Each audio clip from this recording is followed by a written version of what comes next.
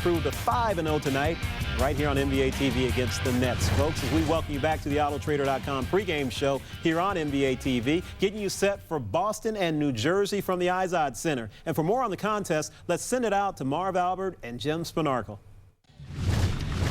Thank you, Andre. As you look at the Izod Center in the New Jersey Meadowlands, we're getting ready for the New Jersey Nets and the Boston Celtics. Hi, everybody. I'm Marv Albert along with Jim Spanarkel. And, Jim, this a matchup of two of the hottest teams in the NBA. Celtics at 4-0, the Nets at 4 up and 1 down, and a matchup of that heralded Celtic Big Three and the Nets Big Three. Well, when you look at the Nets, Marv, obviously with Jason Kidd, Richard Jefferson, Vince Carter, they're three guys who play that perimeter game looking to get up and down the floor. The Nets and Lawrence Frank, the coach of the New Jersey Nets, very happy so far with the way the defense has been led by those three guys, and it's been contagious with the passing all the way down to the depth on the bench. And you take a look at that Celtic record. 3 of the 4 wins have been by virtue of blowouts. They are shooting dazzling numbers, 61% last night in the win over Atlanta, 65% the other night, and they have just been spectacular. They have been, and it's been seamless almost when you think of Kevin Garnett coming in and Ray Allen coming in, and then you have Paul Pierce, who's been with the Celtics. So the three of those guys complement one another very well. Not 3 guys who are on the perimeter, but 3 guys who bring special skills and unique skills to the team. And these two teams will be seeing a lot of each other. It's one of 2 games within 5 days span. They'll meet up in Boston next Wednesday night. Nets and Celtics here at the Meadowlands. Now let's send it back to Andre. All right, Marv, Sparky, thank you both very much. Hey, we're looking inside the Izod Center. Frank Isola and I coming back with more talk on the C's and the Nets. Keep it right here as our pregame show continues after this. And we take a look at the starting lineups for Doc Rivers' visiting squad, and Coach Rivers dealing with the loss of his father, and there's a question mark on him being here, but Frank, he did indeed make it to the arena. You said like 6:15 yeah, or so. Coach last night's game flew to Chicago to bury his father. Very trying day for Doc Rivers. Did make it to the arena by about 6:15.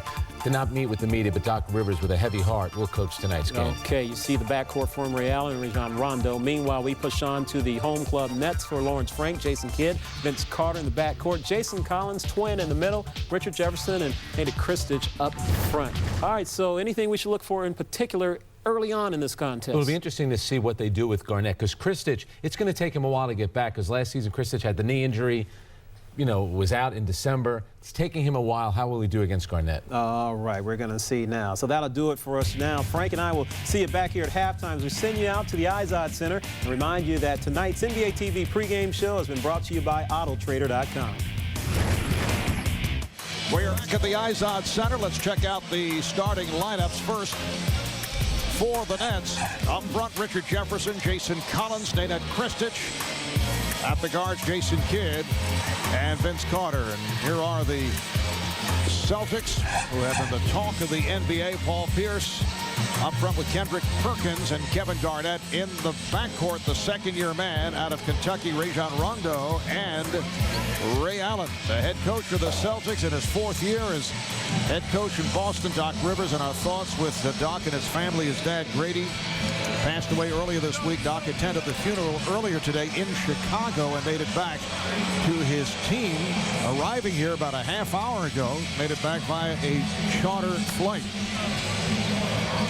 And Lawrence Frank, who has his team off to a record of 4-1 matches, the best start in the Nets NBA history. It's time for Nets basketball presented by Bobby. The officiating crew, Joe DeRosa, Matt Bolan, and Jack Neese. So we're ready for the Nets and the Celtics. Nets come off the win Thursday night against the Washington Wizards, coming back from that 20-point first-half deficit. That started to take on the look of last week's performance against Toronto, but they were able to turn things around. It did look like the Toronto game, Marv. You're right, but they did. Thank goodness they turned that around in a hurry in the second quarter. And last night in Boston, Celtics clobbered Atlanta 106-83 as they shot 61%. Nets control the tip. And Kidd tried to slip it to Collins. It was deflected. Off the fake, the runner by Allen. Boy, what a fake indeed. I mean, in terms of starting it off very smooth, that's one of the things about Ray Allen. He is so smooth with the basketball. The head fake that trip. You know, out of Pierce and Garnett, you forget about him comparatively to the other two. Whoa. Jefferson draws the foul. So Jefferson fouled in the act. Foul on Kendrick Perkins, and Richard Jefferson to the line where he has been on fire. 46 of 47 on the season. They changed that foul to Paul Pierce rather than Kendrick Perkins.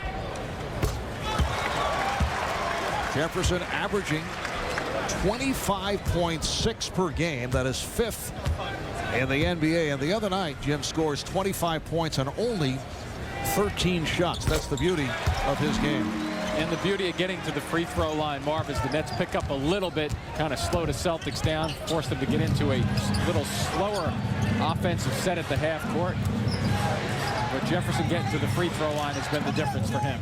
This is a Celtics team that last year was horrendous. 24 wins, 24 and 58. Worst record in the Eastern Conference. Only Memphis was worse. Here's Garnett on a fadeaway, and it carried over the glass and the ball back to the Nets. Nets started out with the switch. We get a chance to talk to Lawrence Frank before the game, and he said you may see a little up full court action to slow the Celtics down, to throw some tricks at him. That time they came back and went into a zone, which slowed them. Vince Carter on the reverse, beautifully led by Jason Kidd. I'm not so sure the Celtics were even looking at the ball, never mind Vince Carter along the baseline. I like the statement from Richard Jefferson the other night after Vince did show some signs of the game against Washington. He congratulated Vince on joining us for the 2007-2008 season. It was Carter's best offensive game. That's a jump ball as Carter ties up Garnett. You know, you see Vince Carter, all of a sudden the ball's in the air, and he figures, well, I might as well jump and go get it. And here comes that jump ball, the flick out. Carter gets good position. Garnett had his hands on the basketball with Carter that time. That's why it was not an over the top. Jack Neese doing the honors, and the tip is controlled by the Celtics. Perkins, played by Kristich. Rondo, Nets will let him take that shot all night. Rajon Rondo, who is a good penetrator, good passer, but not noted for his outside shooting. He's also pretty good at the defensive end, sliding into the passing lanes and anticipating also. There you go, right there. Jim right on it, anticipating the steal. Was that a tape? Jefferson to the fadeaway. And a nice box out by Perkins. Kendrick Perkins in his 5th NBA season. Originally a first-round pick of Memphis. Draft rights traded to the Celtics. Pierce gives it up, and Rondo again from the outside. Rebounded by Carter. Carter on the back tap. Allen on it for Boston. Stop the ball, says Lawrence Frank, and that is a blocking foul. Jefferson trying to pick up the charge.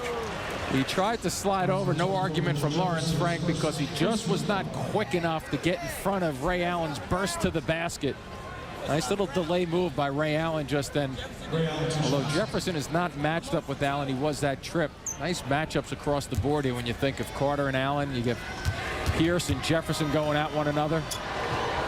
Ray Allen, one of the NBA's great pure shooters.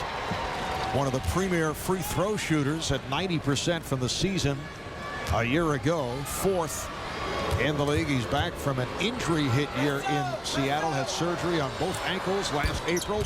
Able to knock down both free throws. 6-4 Celtics. We're just getting started.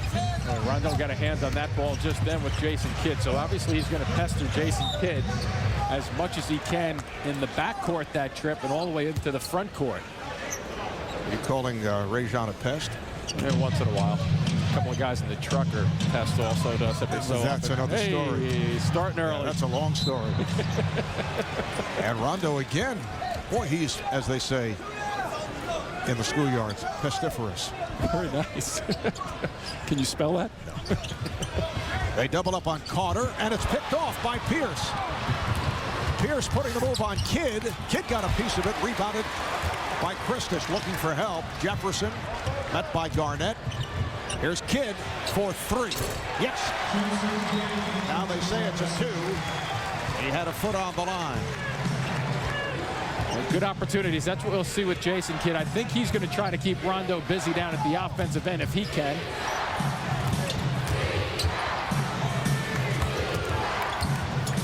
Good work here by the Nets defensively, helping one another out.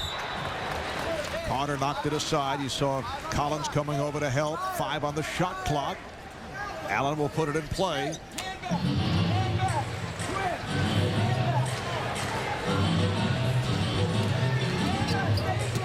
Garnett at the high post. Down to 2 on the 24. Has to fling it. And nearly got the roll. And then the tip by Allen carried slightly off. Just the fact that Garnett can get that shot off with his size and length, that's usually a guard that's doing that. Kidd, he thought he was fouled and got the whistle. He was looking for the outside official, Joe DeRosa, who was right behind Kidd, but the call came from underneath from Jack Neese. Yeah, I think Jack just had a better view of it from his angle. DeRosa from behind, I don't think could see kind of through Jason Kidd on that play. Foul committed by Rondo.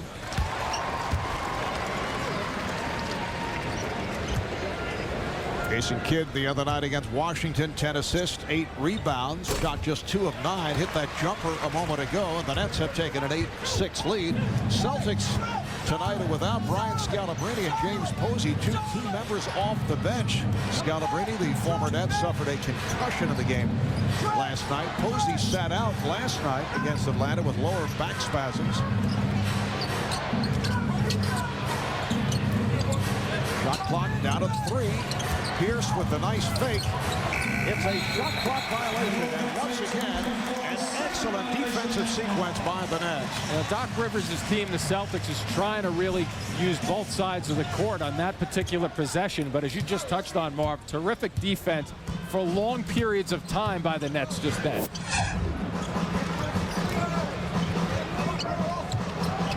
Carter played by Allen, goes to the fade and hits. Vince Carter hits that shot. He's a tough out. I mean, you want him shooting that because he's falling away. It's a difficult shot, and you don't want Vince going to the basket if you're the Celtics. Carter still playing with that thumb injury on the shooting hand. They double up on Garnett. Great passer out of the post. Here's Allen for 3. Well, when you can put Garnett on your right blocks, Marv, and then turn it over to the left side with Pierce and Ray Allen, boy, you have a nice combination there. That's by a point. They double on Jefferson. Collins over, sets the screen. And that pass going through the legs of Kristich, but deflected out by Boston. So the Nets have 4 on the 24. Nets at 4-1 on the season. They've won 3 of 4 here at home. Kristich, Perkins able to handle the rebound. Nets 10, Celtics 9. Garnett and draws the foul. Well, one of the things that Garnett has a tendency to do, and he's not bad at it, drifting away from the basket, 15, 17 feet away, and still being able to score. But with his talent level, I'm going to have to believe the Celtics, as they figure this thing out more and more as the season progresses, they're going to try to, go almost like a 70-30% ratio with Garnett, get him the ball 70% down deep and 30% let him drift a little bit. Kevin Garnett, in his 13th NBA season, 10-time All-Star, as a member of the T-Wolves, MVP back in 2003, 2004. The only question about Garnett over the years has been his scoring in crunch time. That has always been questioned. But what a pickup for the Boston Celtics. Yeah, a little bit of that pressure off him, though, this year, with Allen and Paul Pierce in particular, the guy who can handle. Here's Jefferson, yes. No question, Garnett does have the surrounding parts here.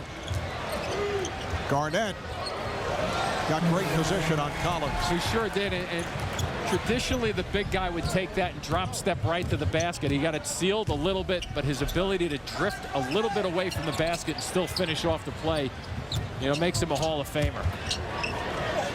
And Carter off to the fast start. 3 of 4, 6 points. Nets by 1.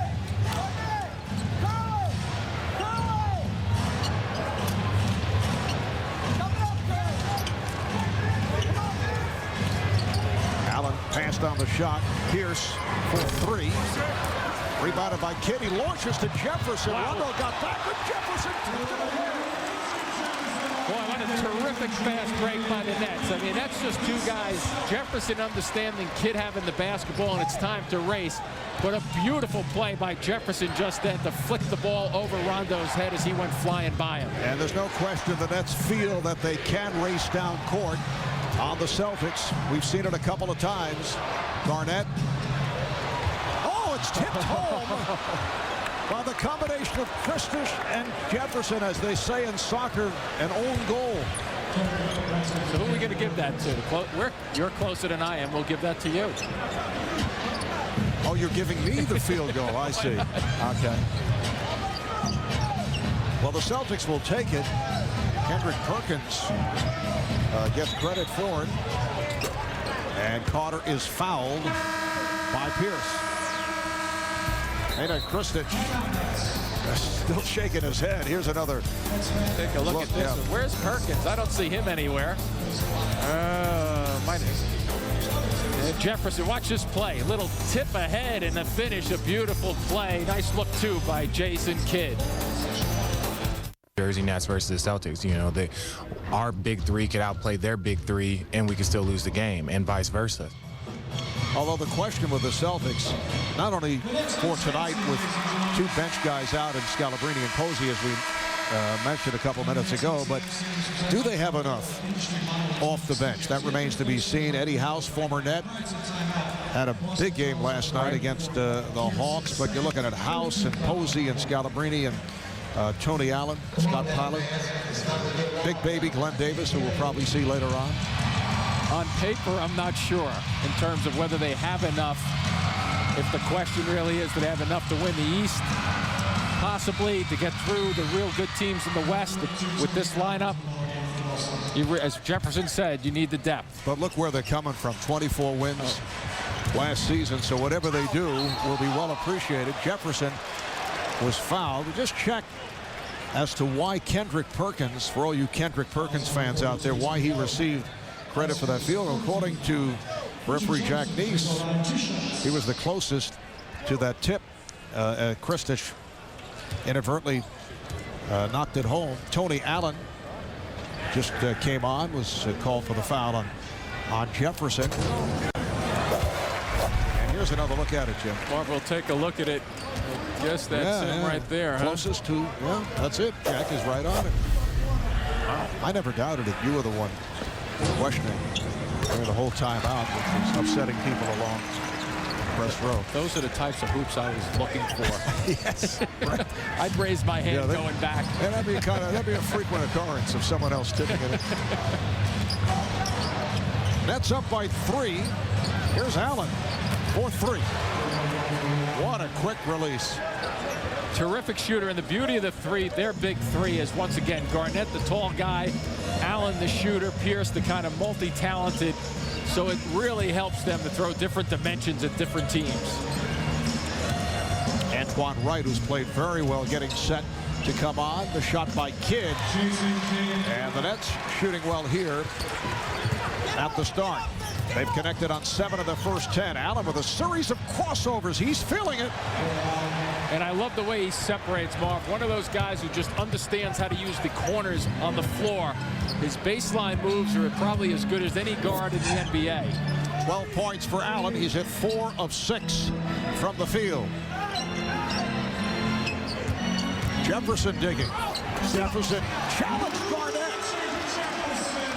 Boy, putting it on the the floor, but Jefferson, toning up during the offseason, I think, Marv. That upper body appears to be just a touch stronger without putting on weight across the top of his body. And boy, does he been using it early on to really challenge. 10 points for Jefferson. Nets 22, Celtics 20. Nets have hit their last 5 shots. Here's Garnett. And the Celtics picking it up at the offensive end. Once again, that time Ray Allen playing point guard and setting Garnett up with Carter trying to defend him. Just under 3 left in the first quarter. Called. It's on defensive 3-second call on Perkins. Now you take a look at Richard Jefferson trying to get that shoulder around, and take a look at Kevin Garnett getting a little intimate with him. Yes.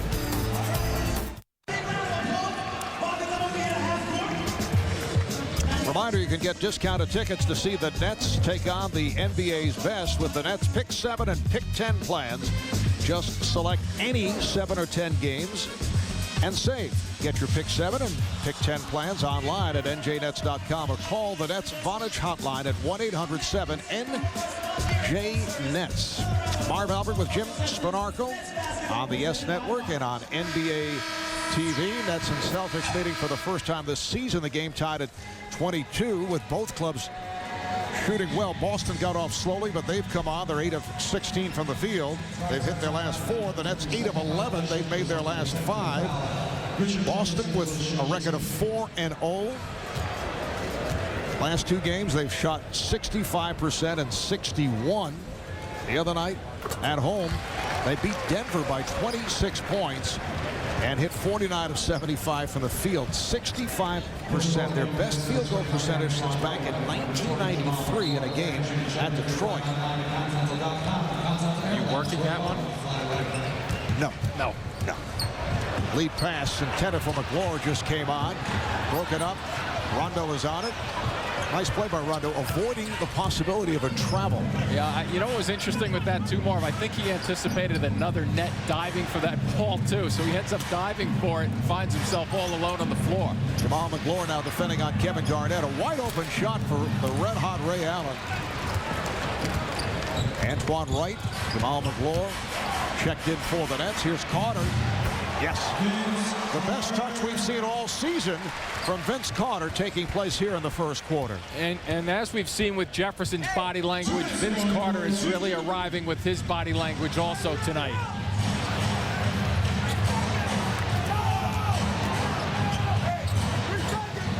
Here's Tony Allen. That's an air ball. So the Nets get it back, and now the former net, Eddie House, will come on. Eddie spent last season with the Nets, providing instant offense, and hearing boos from this crowd because he was a free agent. Nets did want to re-sign him, and Ed decided to sign with the Celtics. Not a friendly house here. No. Here's Carter. Whoa. Flips it back out. Jefferson goes right to the bucket. Oh, that was unfair for Richard Jefferson. No one on the Celtics really were prepared defensively because they all tried to track Vince Carter. 27-22 Nets. Good hands by Carter.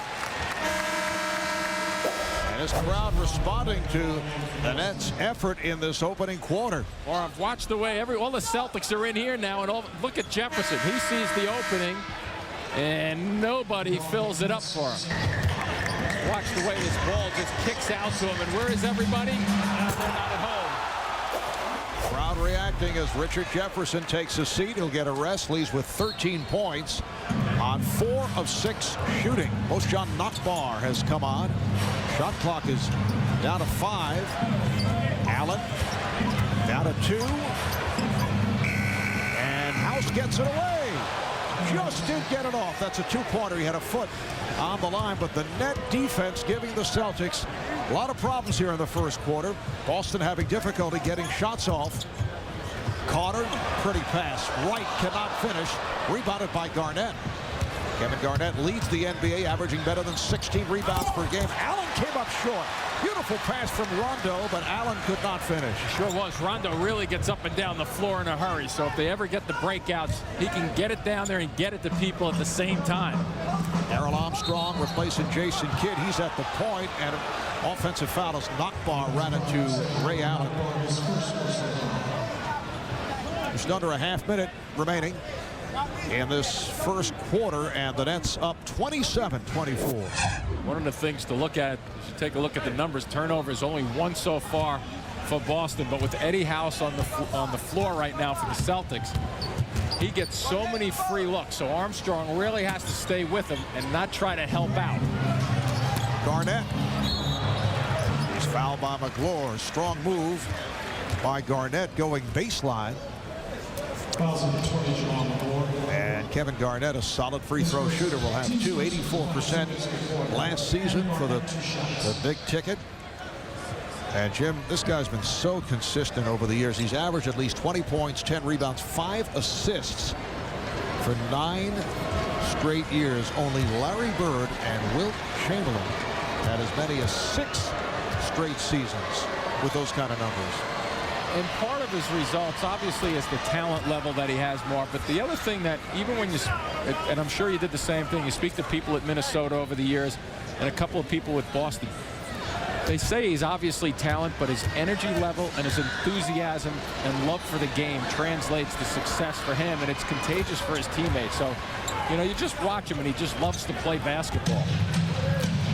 And his teammates have just a great feel for Kevin Garnett wherever he's been in Minnesota. As their roster has shifted, they've always loved him. The same here thus far in Boston. Carter fired one up as time runs out in this first quarter.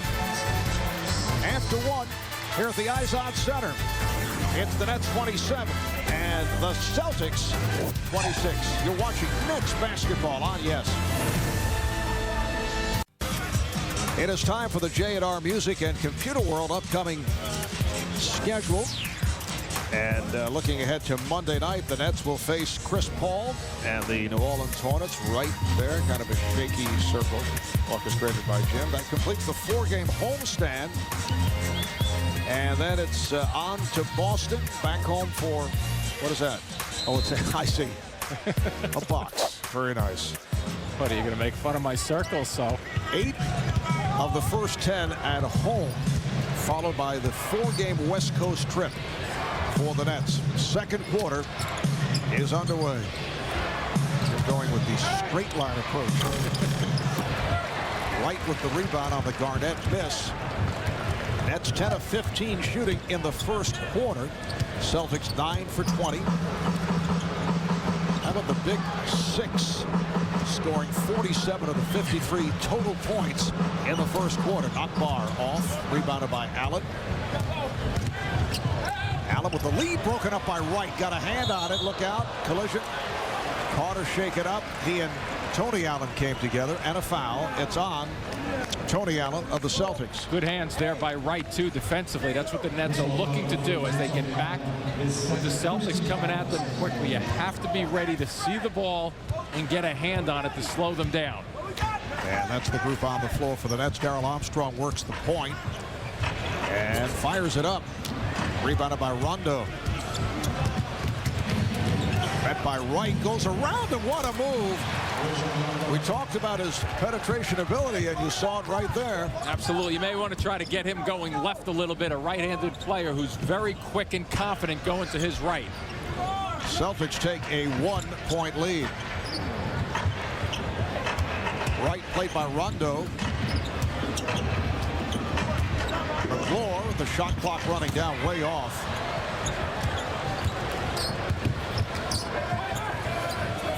Lawrence Frank buying some time with this unit out there. Allen is fouled by Carter. They basically have 2 scorers on the floor and then maybe a third the way Antoine Wright has been playing, but it's basically Carter and Nakbar. Right. Yeah, and you think about it, that's not really you don't want to. Another shot clock was going down with McGlure against Kevin Garnett down on the blocks, but that's not the matchup you're really looking for. Great scene a moment ago. Doc Rivers in front of the Celtic bench, trying to yell instructions to his players, and a young woman holding a baby and a box of popcorn just walked in front of him. and said, "Excuse me." Doc smiled. Open shot for Wright. Yes, that's a 3 for Antoine Wright. The Nets lead by 1.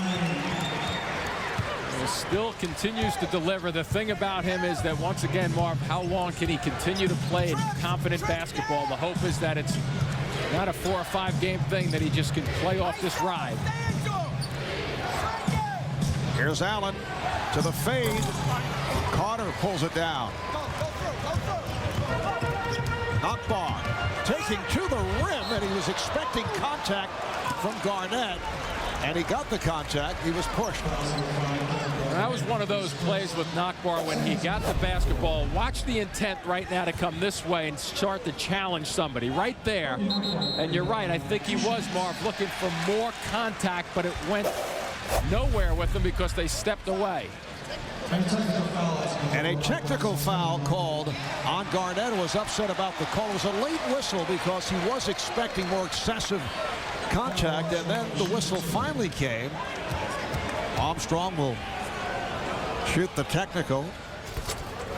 Somebody better still get in Kevin Garnett's way. I mean, he's still fired up. Looking at Jack Nees again. And now Akbar to the line to shoot the free throws. Akbar had a breakout game the other night after struggling against the Wizards. 4 for 5. 10 points in one stretch, including back-to-back threes. And now here's Paul Pierce making his return. Rajon Rondo will sit down. So the Celtics will steal time without a true point guard on the floor. They have Eddie House and Ray Allen, along with Paul Pierce, Tony Allen, and Kevin Garnett. And House handling the ball. And they'll put pressure on House. Nets by 3. Here's the double on Garnett. Shot clock to 5. House got it down low, but Allen came from out of bounds. That's a great example, though, of Kevin Garnett's ability to pass out of the post. With his length and his size, he looks just over everybody and zipped it right across. So the basket does not count on the turnover.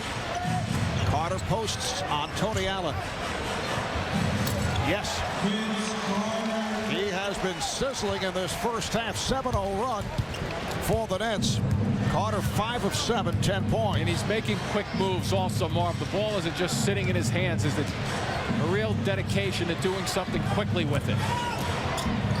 A series of moves by Garnett to get into excellent position. I don't know what you say about that. I mean, he's just so consistent with it. And to defend it, McGloire just has his hands full. You wonder why they're not just going to get it down there more frequently to him on the blocks. 10 points for Garnett. Here's Carter.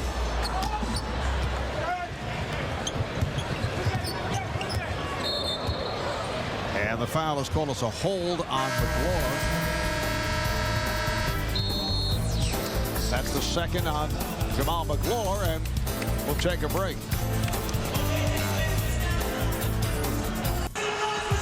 It is Toyota Tex time, and tonight's question, Jason Kidd has had a triple-double against all but 2 NBA franchises. The Nets are 1. Jason, of course, spent the early portion of his career as a member of the Mavericks and the Suns.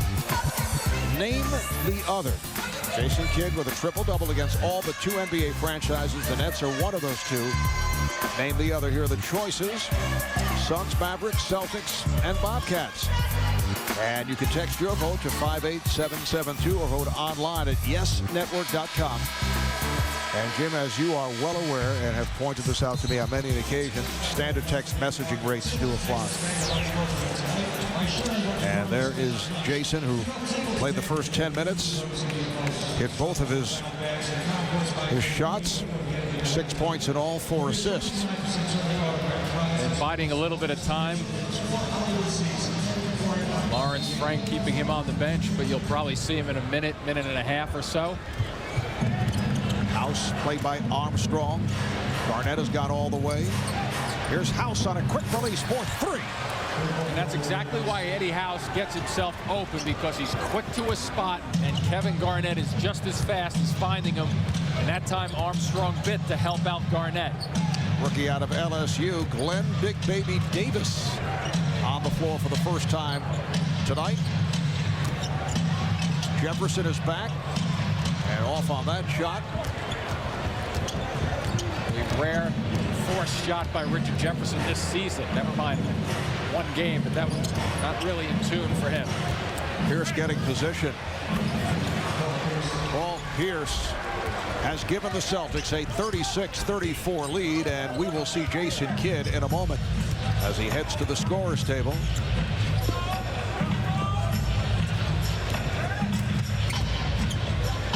Akbar wide open for 3. And Garnett rebounds.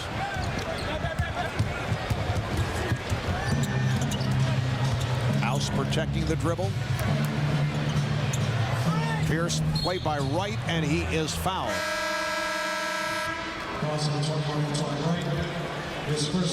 So that's the first on Wright. 13th foul on the Nets as Kidd comes on for Armstrong. And Collins is back to replace McLaurin. Marv, I know it's early on, but there's a reason the Celtics are scoring at 106 a game. I mean, they're just relentless with the opportunities they have. When you think about now, they isolate Pierce just then 15 feet away. They can post him up, put him on the blocks if they want.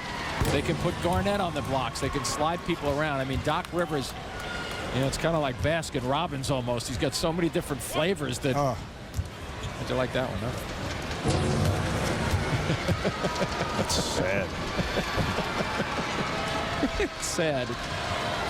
Different flavor every night. I got it. Yep. You like ice cream? Here's Pierce for 3. Comes to Allen, and he pops it.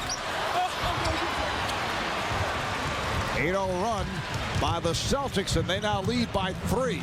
Nice pass. Jefferson tried to hit the reverse. House's pass broken up by Wright behind the back. Flipped by Kidd, saved by Jefferson. Got it to Wright. And now Pierce pushes off to Kidd. Oh, Wright wide open. A pretty interesting sequence, to say the least, just then. Nets down by a point.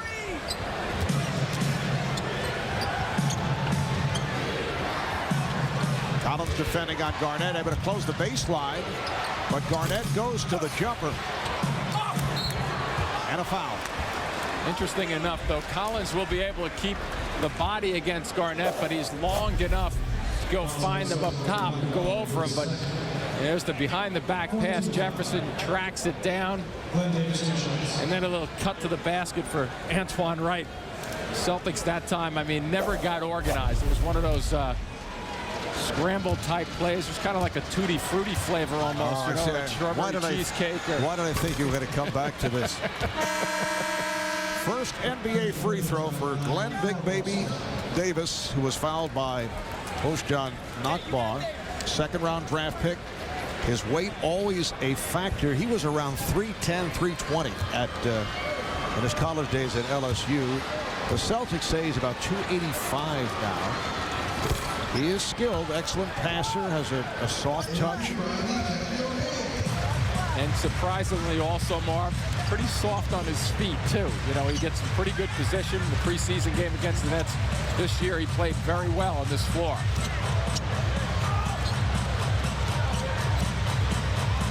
Kidd, yes, that's a 2.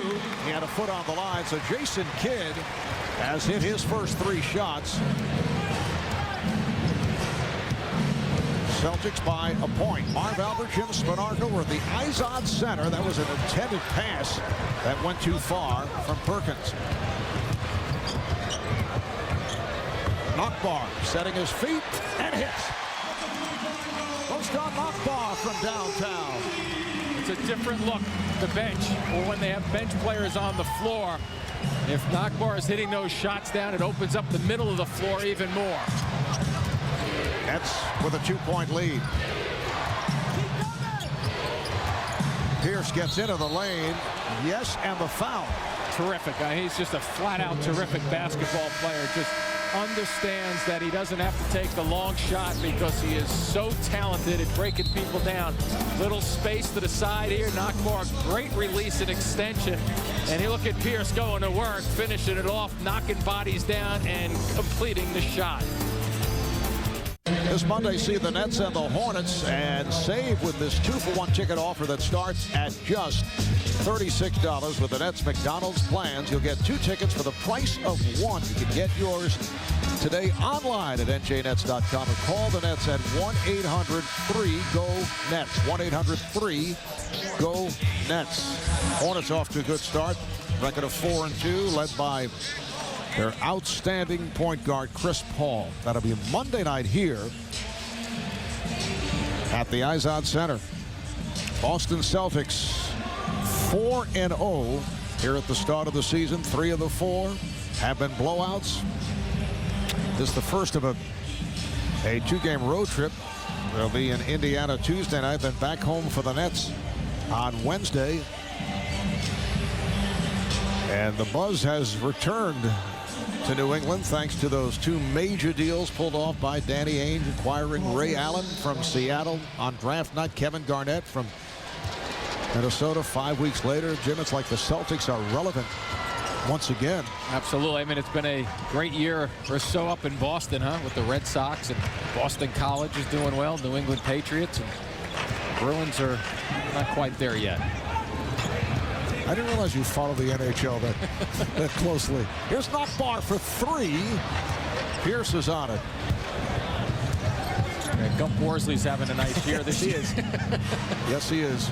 Chuck Rainer's been excellent also. Davis on the follow. And that's a 3.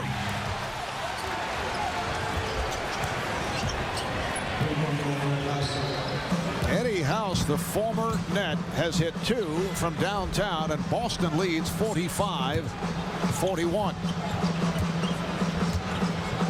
Coming up on 4 minutes to play in the first half. Kidd guarded by House, finding Jefferson, and he draws the foul. That will count. He gets the call on the continuation. Little look away there by Jason Kidd to set that up. Kidd's trying to post up Eddie House on the blocks, but you'll take a look at House. This is why he's going to have a great year if he stays healthy. He's just wide open over there, and then you come down the other end and look at Richard Jefferson. Well, if he continues to drive and get to the free throw line, which this will be his 6th attempt, the numbers will just be staggering if he can get to the line this often. Ooh. And that is only his 2nd miss of the season. He's now 50 for 52. That the previous miss in the game against the Hawks earlier in the week. Pierce. Rebound Davis. Mark, we've touched on him. He's a load. I mean, it's one thing to get a body on him, but you almost have to get a body and stop him as best you can, which is not an easy chore. That's his first field goal. Biggest lead of the night. Boston by 4. Biggest lead for the Celtics. Nockmar turned back. Jefferson fires it up and gets the call. So Jefferson heads back to the line. And the foul on Perkins. Lawrence Frank making changes. Has Carter back out there. Malik Allen has come on for the first time. So up front, Kristich with Allen and Jefferson, Carter and Kidd in the backcourt. Well, that substitution with Allen to bring him in, maybe to just put a little bigger body on Davis to try to keep him off the offensive glass. Blake Allen goes 6'10", 250.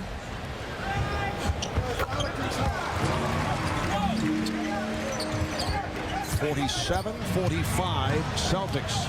Davis handling the ball, going at Kristich, and a strip. Got a little too tricky. He sure did. Getting it across half court was enough, big baby. Get rid of it. Kidd open for 3. Good box out by Davis.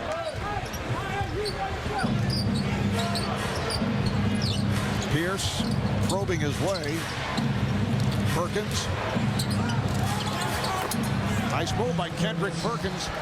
Doc Rivers buying some time now for Kevin Garnett, sitting down for the first time of the half. 49-45 Celtics. Allen.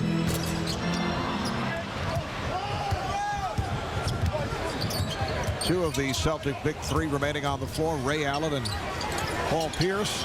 Pierce is open for three. And that's too much room for Paul Pierce. It's difficult to defend, though, Marv. You know, you try to, from a fundamental standpoint, you try to creep in defensively to stop the paint entries and the post-ups.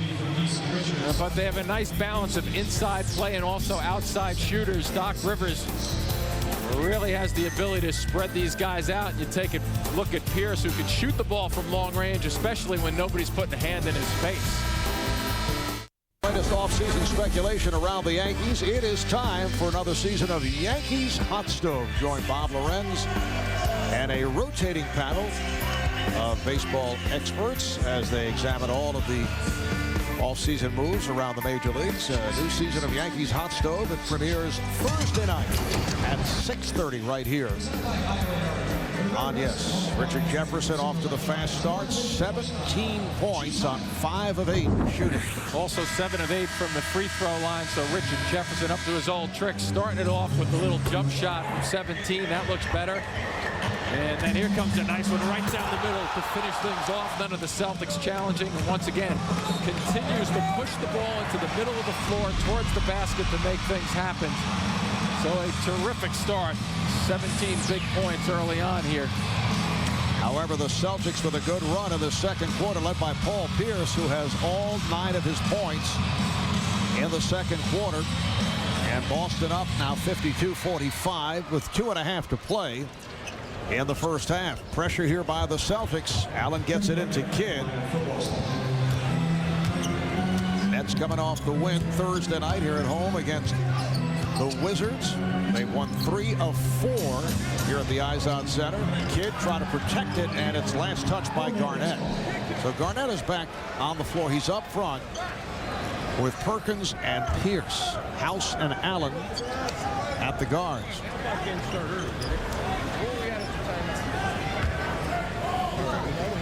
The official Joe DeRosa over at the scorer's table, conferring on the shot clock. The Nets have a new 24. Jefferson using the pick. Rebounded by Allen. Jefferson, and he is fouled. Richard Jefferson off that lead pass, drawing the foul, and he heads back to the line. And the foul again on Perkins.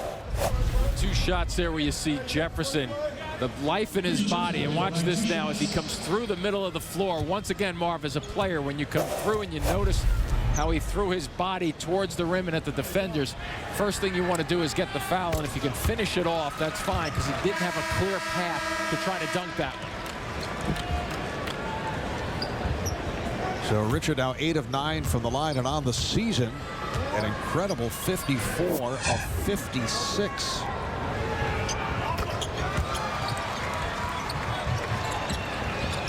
(52-47) Boston. Pierce puts the move on Kristich. And the foul is on Kristich, who tried to set his feet to draw the charge, but Pierce too quick. And for Kristich, it is his second. It's a good thought. You see the lateral or lack of lateral movement to get in front of Pierce. I mean, it's really not a fair comparison there. What you're trying to do, and Pierce understood it, you neutralize the size advantage the further out on the floor you are. So quick move by Pierce there. And he's a scorer with a scorer's mentality. He knows opportunities when he sees them very quickly. Both teams are over the foul limit.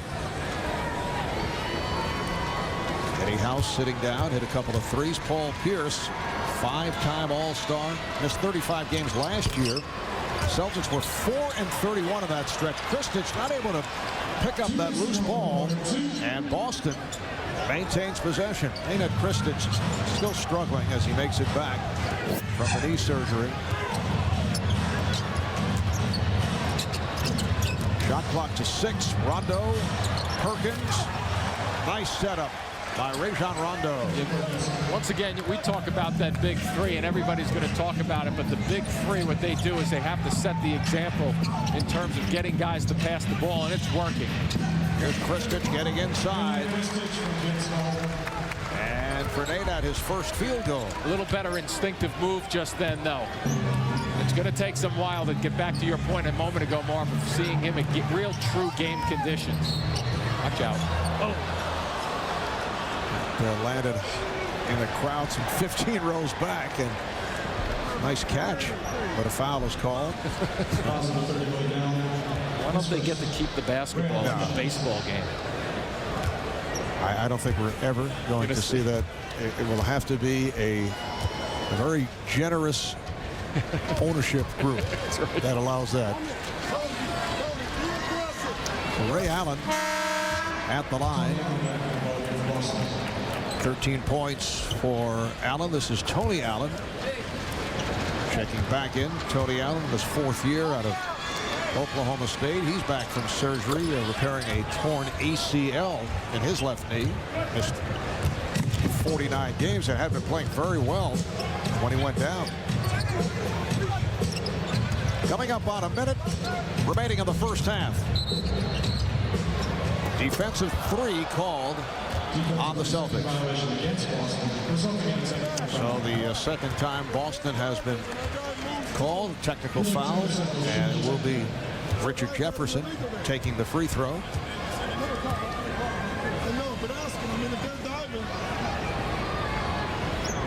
57 points for Boston, the most allowed in any half by the Nets this season. They had a very good first quarter defensively, but not the case in the second. Carter spinning and scores, and the foul. He went right at Kendrick Perkins. And a long way to go for Vince Carter with a couple of dribbles. Surprising. We see the dribbles 1, 2, 3, 4. Where is everybody? The little spin frees him up, but from a defensive standpoint, and there's the reach on the arm. When a guy puts the ball on the floor, Mark, from 17 feet away 4 times, you better have better help than that. Once again, the Nets not able to complete a 3-point play. They're down by 5. Final minute. First half. Garnett. Kristich tried to draw the foul. Allen got a piece of it. And here comes Kidd. 3 Celtics back. Jefferson. Jefferson with the runner. Rebound Allen. So Malik Allen doing a good job off the board. Carter for 3. And Perkins able to handle it.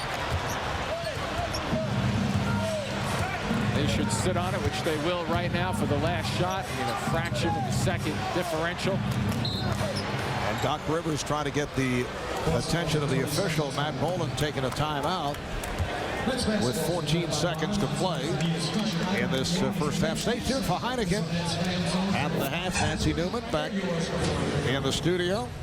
And she'll take a look around the NBA, including the Phoenix Suns and the Orlando Magic. That's a good matchup. Orlando coming off the win over the Knicks last night at the Garden. We'll talk with Mr. Bill Cartwright, that's assistant. 57-52. Celtics not shooting the way they have in previous games. They lead the NBA in field goal percentage right around 54-55%. They're at 47, but they picked it up. They've been on fire in the second quarter. They're a team that can pass the ball. They're unselfish. And, last night, Marv, had a chance to watch some of that Knick Magic game, and Dwight Howard putting up a 20-20. Oh boy, did he look good. A fellow named Patrick Ewing has been working with Dwight. Down to 5, down to 3. Rondo had it knocked aside. See how quick he is, though, Marv. He got to where he wanted to on the floor with the ball. Kid just had to reach over and strip it, but he is like lightning with it. 2 seconds remaining on the shot clock. 2.7 game clock. Here's Garnett. He gets it away and scores. That will count. They'll review it, but it appears he got it off on time. Good first half.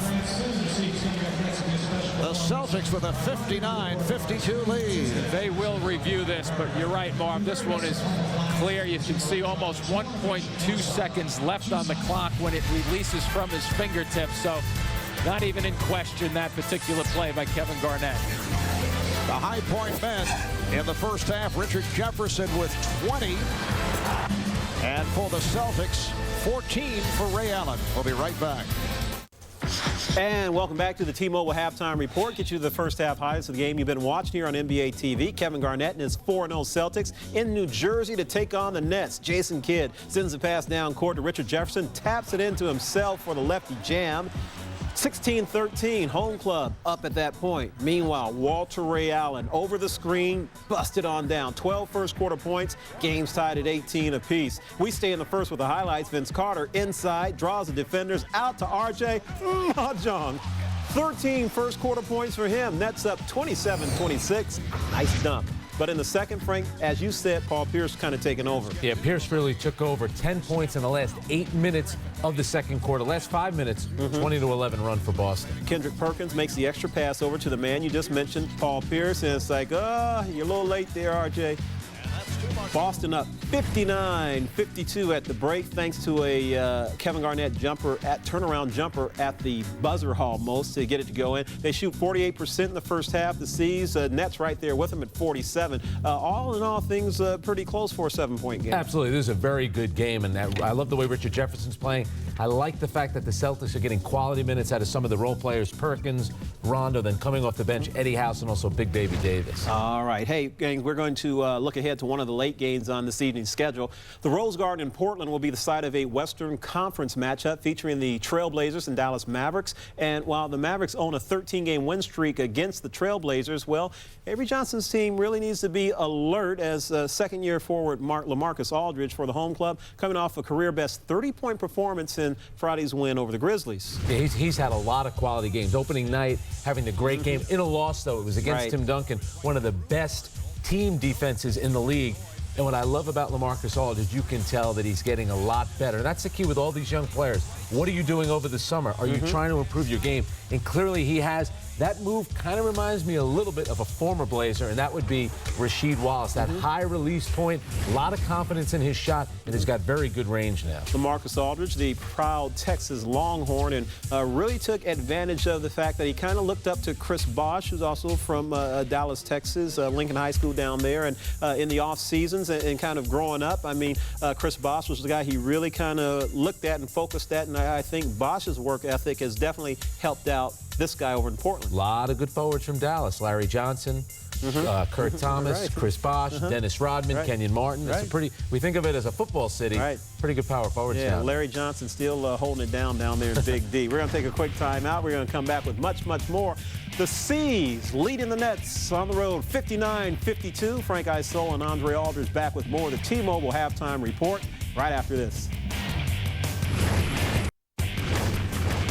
Oh, the scene of live game action all season long right here on your home for Hoops NBA TV. Tomorrow night, we're heading to Seattle for the Supersonics and the Detroit Pistons. See young Kevin Durant. You coming here for this tomorrow night, Frank? I'll be here for that. Okay, Frank and I will be here. It'll be a fun game for you to watch. All right, real quick, the home team definitely has a chance in the second half. Yeah, they do. They need to play better defense, though, especially on the perimeter. They really let down in the second quarter. All right. He'll be back after the game. I will, too. Folks, we want to remind you that tonight's halftime show was presented by T-Mobile. Going to get you back to Marv Albert and Sparky. Jim Spanarkel. Enjoy the second half of the game.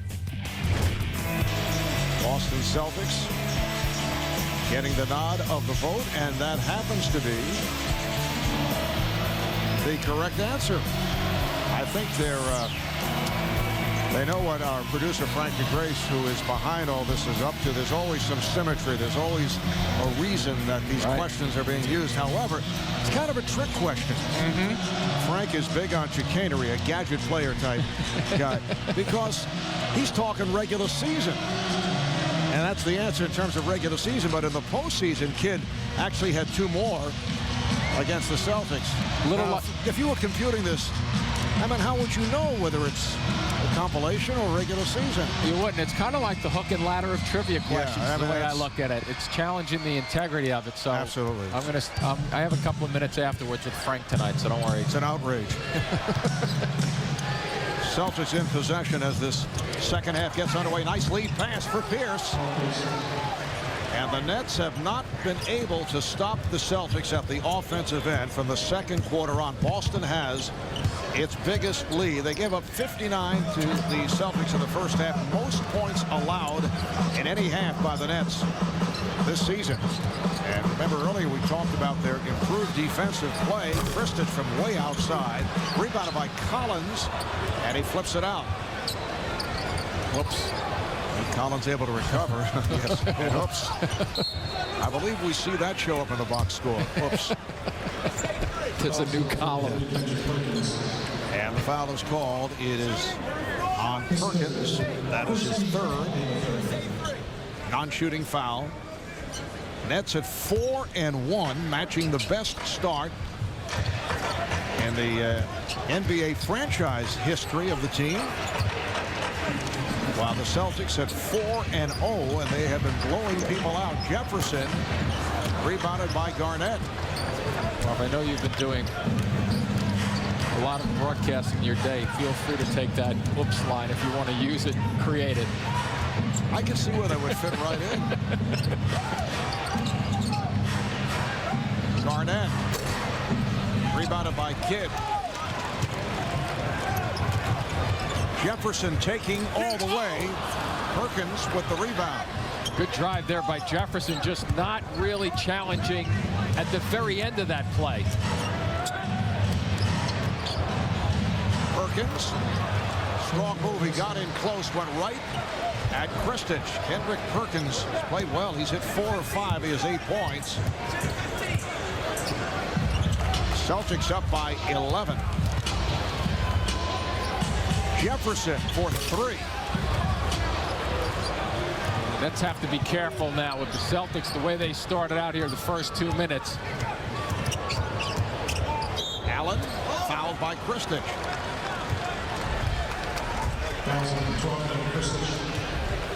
So Ray Allen to the line, and he is a superb free throw shooter at 90% last season. The question about Ray Allen, his health status, has not played an entire 82-game campaign since back in 2000-2001 in Milwaukee. As you see Vince Carter take a shot off the drive by Ray Allen.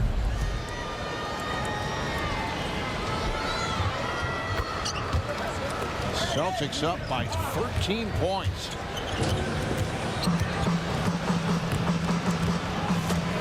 Nets have missed their 4 shot attempts here at the start of the third quarter.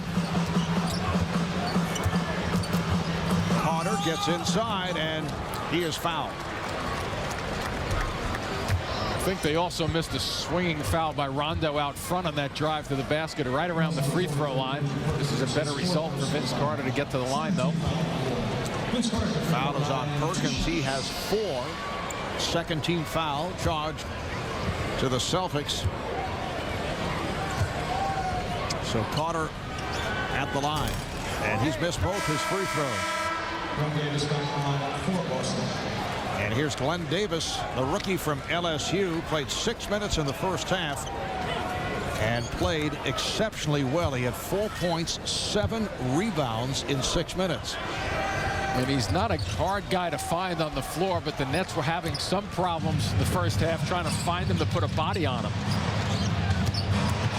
Rondo with that hard dribble sets it up. Davis not able to finish.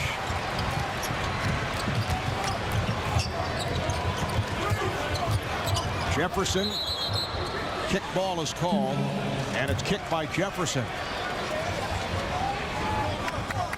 So the ball back to the Celtics. Celtics last season 24-58. At one point they lost a franchise record 18 straight. At the time, Jim, Celtic fans were not unhappy. They felt, hey, it's a better chance in terms of the lottery. Right. In fact, TV ratings in Boston actually went up because of the losses. They were rooting for the possibility of ball back to the nets of Greg Oden or Kevin Durant. And as it turned out, they were the number 5 pick in the lottery, and the pick was used in the trade for Ray Allen. So it's worked out well for them, and unfortunately for Oden, the knee problem for him, and Kevin Durant, who I think is going to be special, 3, 4, 5 years down the road in the NBA. Foul on Allen, that's his first. Well, if this all works out for the Celtics, these were moves out of the playbook of Red Auerbach.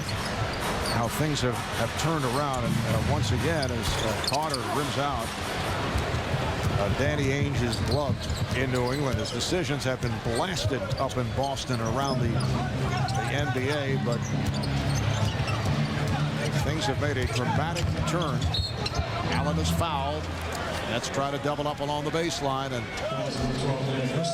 foul it on Kristich, who continues to struggle more so at the defensive end. That's 4 on Kristich. Yeah, and he seems to be limping a touch there. Marv also coming at him, maybe just a knee-on-knee type of hit. A block from behind by Jefferson. Collins is on it, hands to Jefferson. Here's Kidd trying to push it. Celtics got back.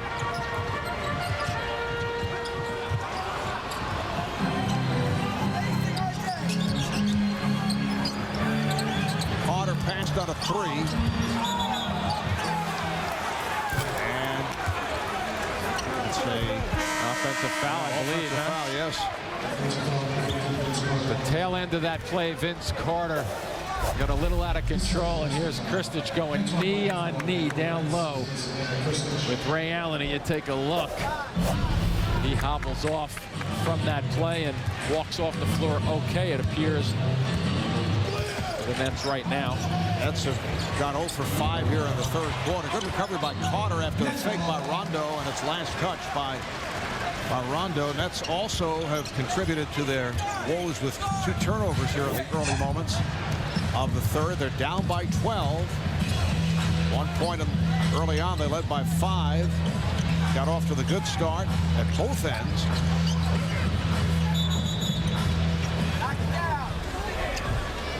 And Jack Neese with the, looks like a 3-second call.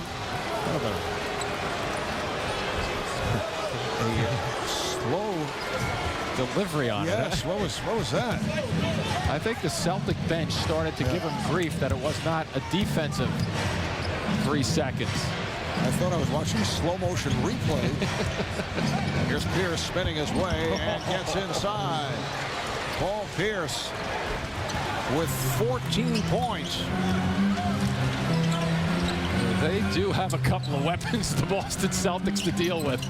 8-1 advantage for Boston here in the third quarter. And a travel on Jefferson, who's had his problems here in the third. Nets down 14 now, Marv, what they're trying to do, and I think it's smart to get this ball and get it to go to the hoop a little bit more. Lawrence Frank down the other end, though, is the argument there is he thought that Jefferson was bumped into that traveling call, but the Nets got to get it a couple of stops here and get themselves back into this. Pierce rebounded by McGlure. Jamal McGlure coming on for Nenad Kristich. Nets have had 10 previous possessions, 0 for 5 from the field, and it's been turnover city. Kidd rebounded by Allen. Nets are going around the perimeter. Where are the Celtics going? And the block from behind by McGlure. He was able to reach out to stop Garnett. Timeout taken by Lawrence Frank. 6:55 to go in this third quarter, and Boston is taking command. Well, the Nets will be in Boston on Wednesday night following the game against the Hornets on Monday, and then back home for 2 games against the Magic and the Heat. You can get your tickets now to see the Nets go up against Dwight Howard and the Orlando Magic next Friday, and Shaquille O'Neal and the Heat a week from tonight. Visit NJNets.com or call the Nets Vonage hotline at 1-800-7-NJ-NETS. And right now, the Nets trying to get something going at the offensive end. They've missed their last 6 shots. They're down by 14. And the shot selection has not been good in the third quarter. Here's Pierce. Rebounded by Jefferson.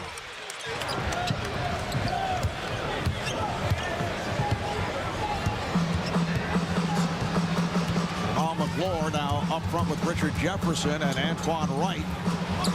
Kidd getting it down low. McClure came up short. That pass really wasn't for him either, Marv. That was for Richard Jefferson cutting to the basket. Nice luck.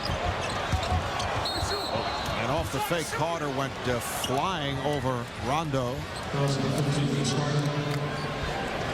Foul is called on Carter. That is his third. For the Nets, their third team foul.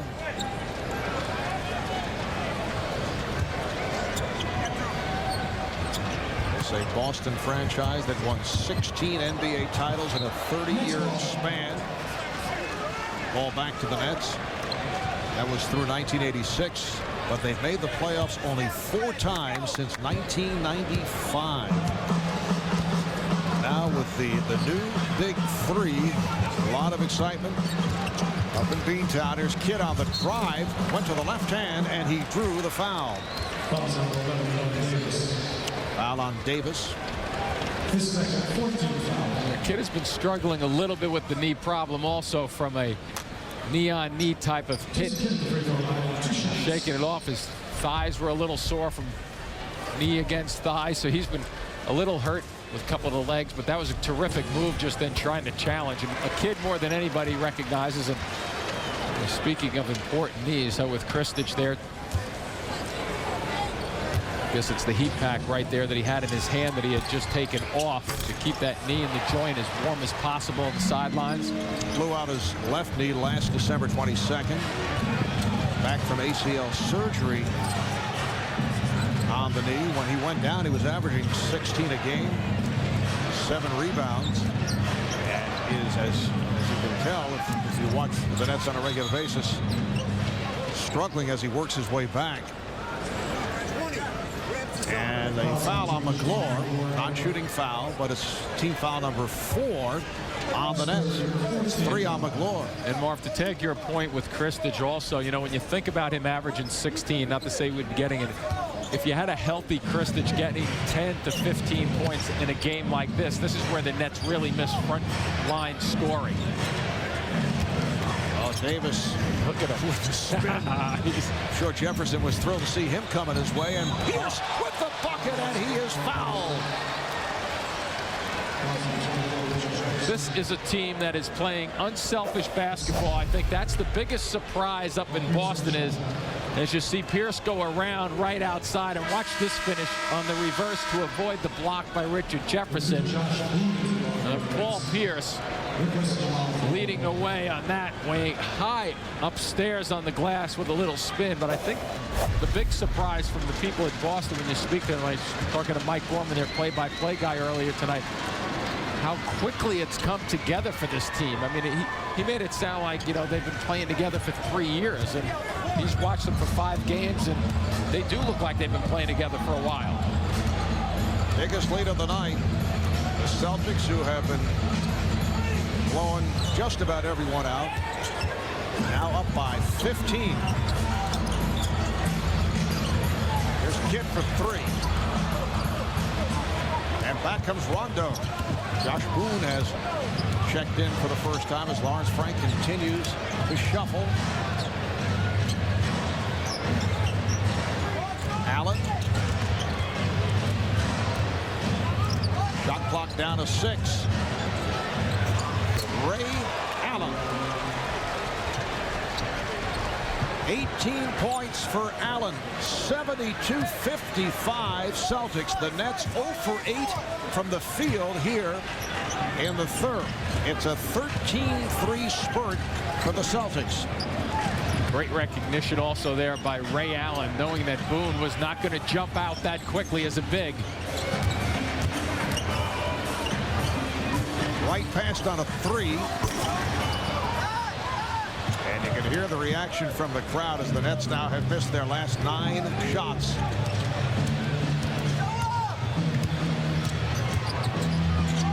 Allen sets it up for Davis.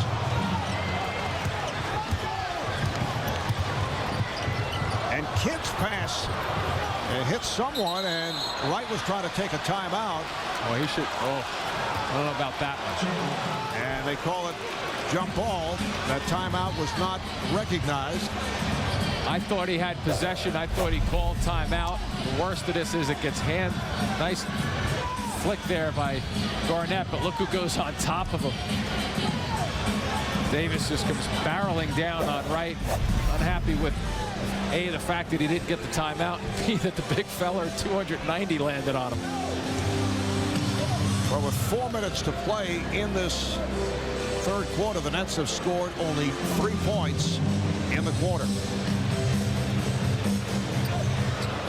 Boston controls the tip. It's all Celtics from the second quarter on.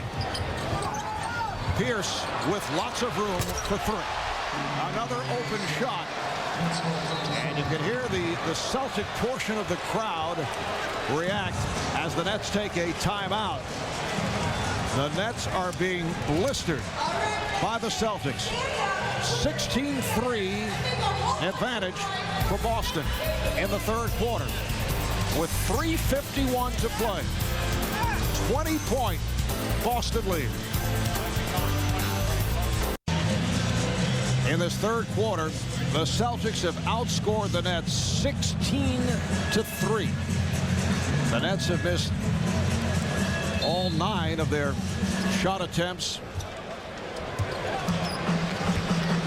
We have seen the best of the Celtic Big Three here tonight. Celtics just closing up the middle of the floor. Nice move by Carter as he was able to drive the middle that time. Yeah, even with that, though, Mark, did you notice that 3 green shirts that time? Vince did not go directly to the rim. He had to kind of wiggle his way through. So that's one of the things the Celtics have done well in this third quarter, seaming up and closing in the middle. Again, Pierce with room. Too many open shots for Paul Pierce and Ray Allen. Well, what's happening, though, too, is the fact that you try to help out your teammate, but these guys, the Celtics, are so good as the Nets toss it away just then with Garnett extending. The frustration by Lawrence Frank and company is that, you know, it was a good example of it. They leave Paul Pierce to slide into the middle of the floor. The Celtics are very unselfish, and next thing you know, they find one another, and, well, you just got to stay straight up.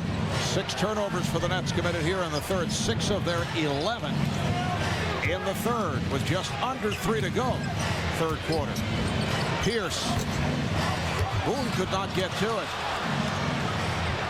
Garnett took a pop in the left ear. He's been holding on to that for the last 20 seconds.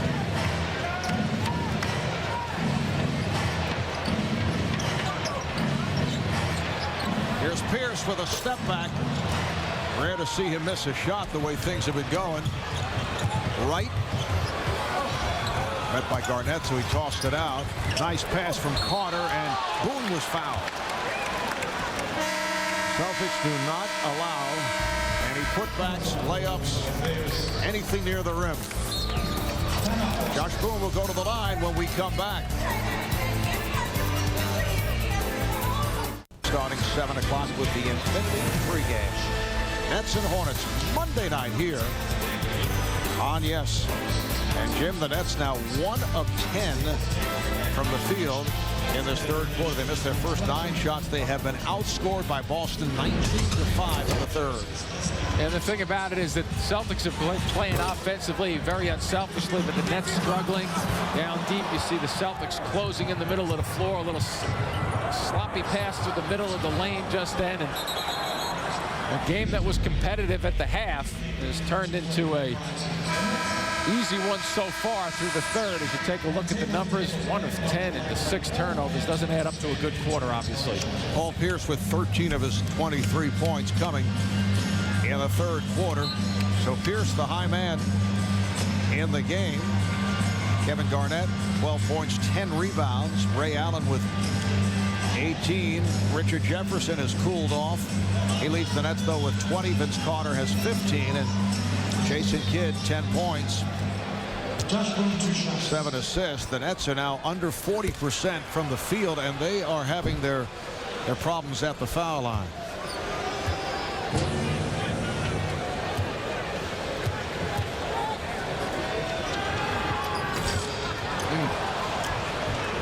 They started strongly at the line, but now 17 of 23, most of the misses late second and here in the third.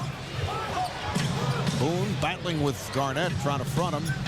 Garnett's so long, and a little push off there by Garnett also. Offensive foul, that's Garnett's second. Just under 2 to go in the third quarter.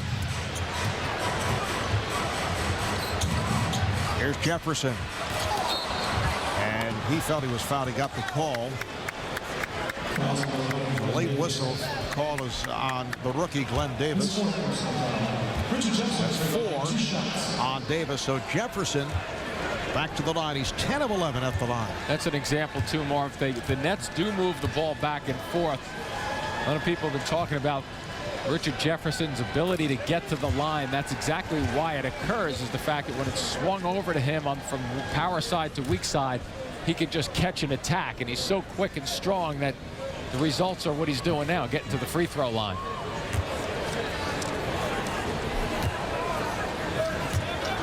For the Celtics, this is the first of 2 straight on the road. Tuesday night they play the Pacers at Conseco in Indianapolis.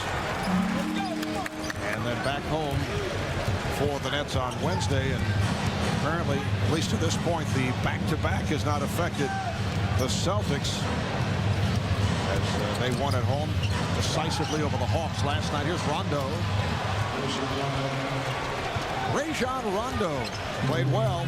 6 points, 4 assists. Yep. Anybody who's not the big 3 on the Celtics better get ready to shoot the basketball. Oh, Carter puts it down, and he's hurt. He's holding his ankle. And a foul was called that stopped the clock. But Vince Carter, as you can see, in pain. Yeah, we'll take a look. He goes up, uncontested there. And, you know, did you see the right ankle just then when he landed, Marv? I don't know if you got the chance to see it in the middle of the screen just then. As he comes down, right there, you can, the other shot, had a good look at it. That one right there, you see him come up, grabbing it. And here's the one. Watch down below now as he lands. Right there, you'll see the foot right there turning over a bit as he comes down. And that's an awkward one, too, Marv, coming down, because, you know, it wasn't. A lot of times players come down and they hit the floor and they roll over. And that was just an unnatural roll of the ankle, too. So hopefully he's okay, because a lot of times those tendons do almost act like elastic bands, believe it or not. They're so stretched from playing that you can roll it and it comes right back like a stretched elastic band. And once again, coming down, watch the right foot slide out. Oh, you know what? It gets a piece of Pierce's foot. That's what I think caused it right there. That's a great shot, the last one. Carter being helped off by Malik Allen and Jason Collins. I didn't see that at first, Marv, when he came down. That's why I was looking at it saying, guys don't usually roll their ankles like that when they go up. But if you noticed on this one, let's take a look if we can see where he comes down at the very end. If you look closely with it, does he land on Paul Pierce's foot? Just a little bit he gets it, and that's enough to cause that unnatural roll of the ankle, because the foot should just go flat down at that point. It doesn't, and the rest of your weight just keeps going and forces the ankle to go in an awkward direction. And the clock was stopped when Carter went down as Antoine Wright committed a foul. They gave a foul, so the Nets are over the limit, as are the Celtics. And Vince being held back to the Nets locker room, trailed by athletic trainer Tim Walsh. Boston will go to the line with 1:19 left in this third quarter. 2 shots for Ray Allen. Allen 6 for 6 at the line. Mostan Nakbar has come on for Vince Carter. Celtics tonight without 2 of their key guys off the bench. James Posey out with lower back spasms, and Brian Scalabrine, who was injured last night in the game against Atlanta, suffering a concussion. He's actually taken off the floor via a stretcher. Kidd, yes, that's a 3-pointer for Jason Kidd. This will be interesting to see how they react to down 21 when Vince Carter left the floor. A big-time scorer. And now as a team, we'll see what kind of energy level they have if they can put that distraction of Vince's injury out of their minds. Pierce working hard on right. Allen on that quick release. Lightning quick. That's a 3 for Allen.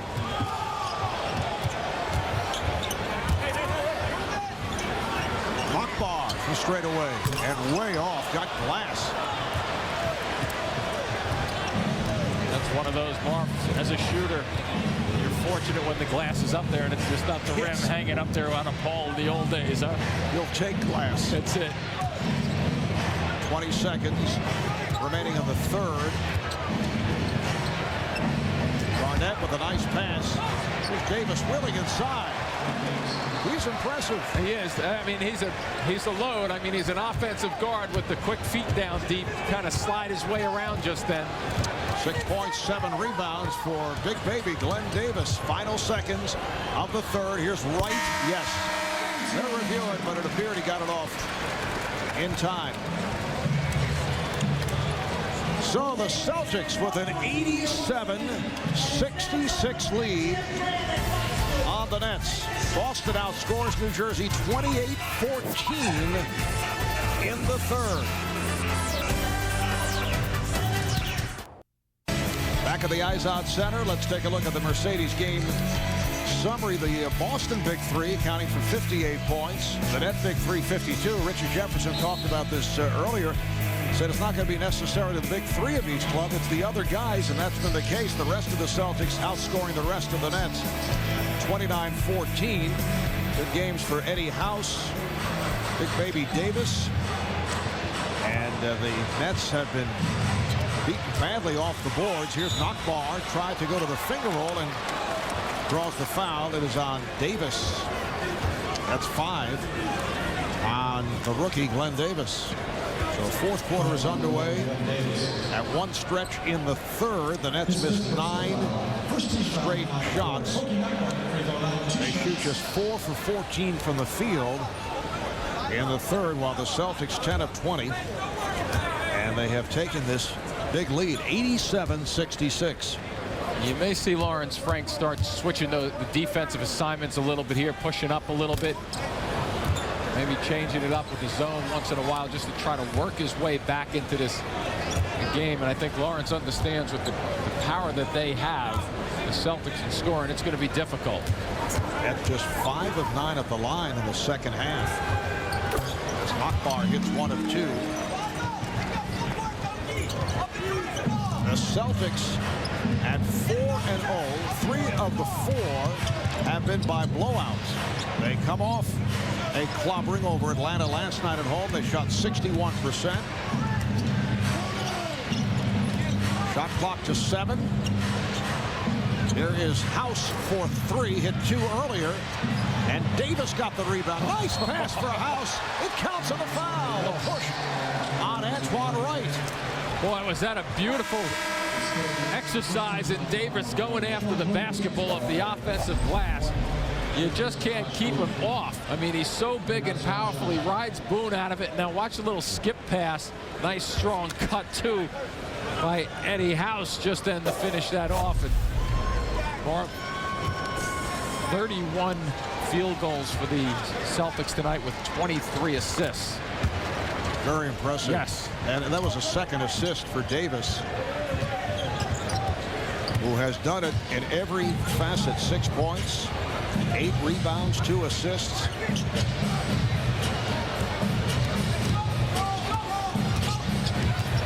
Here's Wright.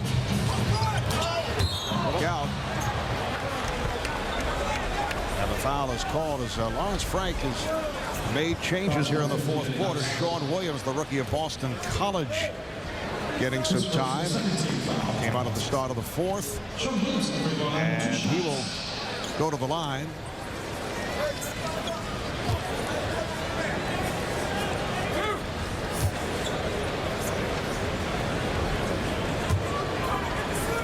Sean Williams, first round pick, but dropped to number 17 after being dismissed from Boston College team midway through his junior season after repeatedly violating team policy. He's a shot blocker and a leaper. And Lawrence Frank going full court a little bit to try to rattle the Celtics a touch. To this point in the second half, it really has not mattered. They're really on automatic pilot the way the Celtics are passing the basketball. Allen. And here is Armstrong. Knockbar. Pounding it, getting inside, that'll count, and a foul. Celtics looking for a travel, but Knockbar will go to the line. One of the things they're trying to do, the Nets, try to force the action underneath. Knockbar knew that exactly. Nice little spin move.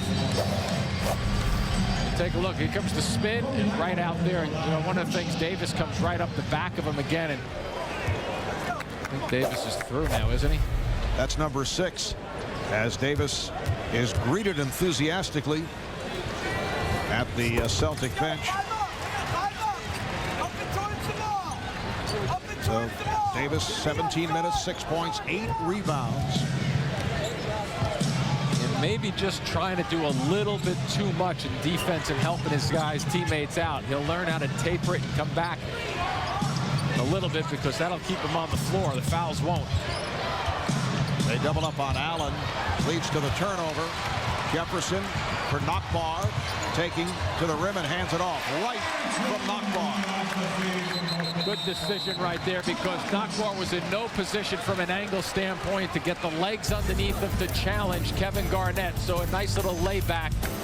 You take a look at him. He just never has the strength in the leg right there to go up and challenge, but good move by the Nets. They're trying to creep back. Call the Nets at 1-800-3-GO-NETS. 1-800-3-GO-NETS. That's with a 7-0 run, but down by 16 with 2 minutes gone by here in the fourth quarter. We were talking earlier about the success of Boston's sports teams. You got the Red Sox winning the World Series. Patriots were off this weekend, 9-0, best record in the NFL. Celtics, best start since back at 87-88. Boston College football team is having a nice year, too. The last time the Celtics were 5-0 was 87. And they've done it only 3 times in the 40-year history of the franchise.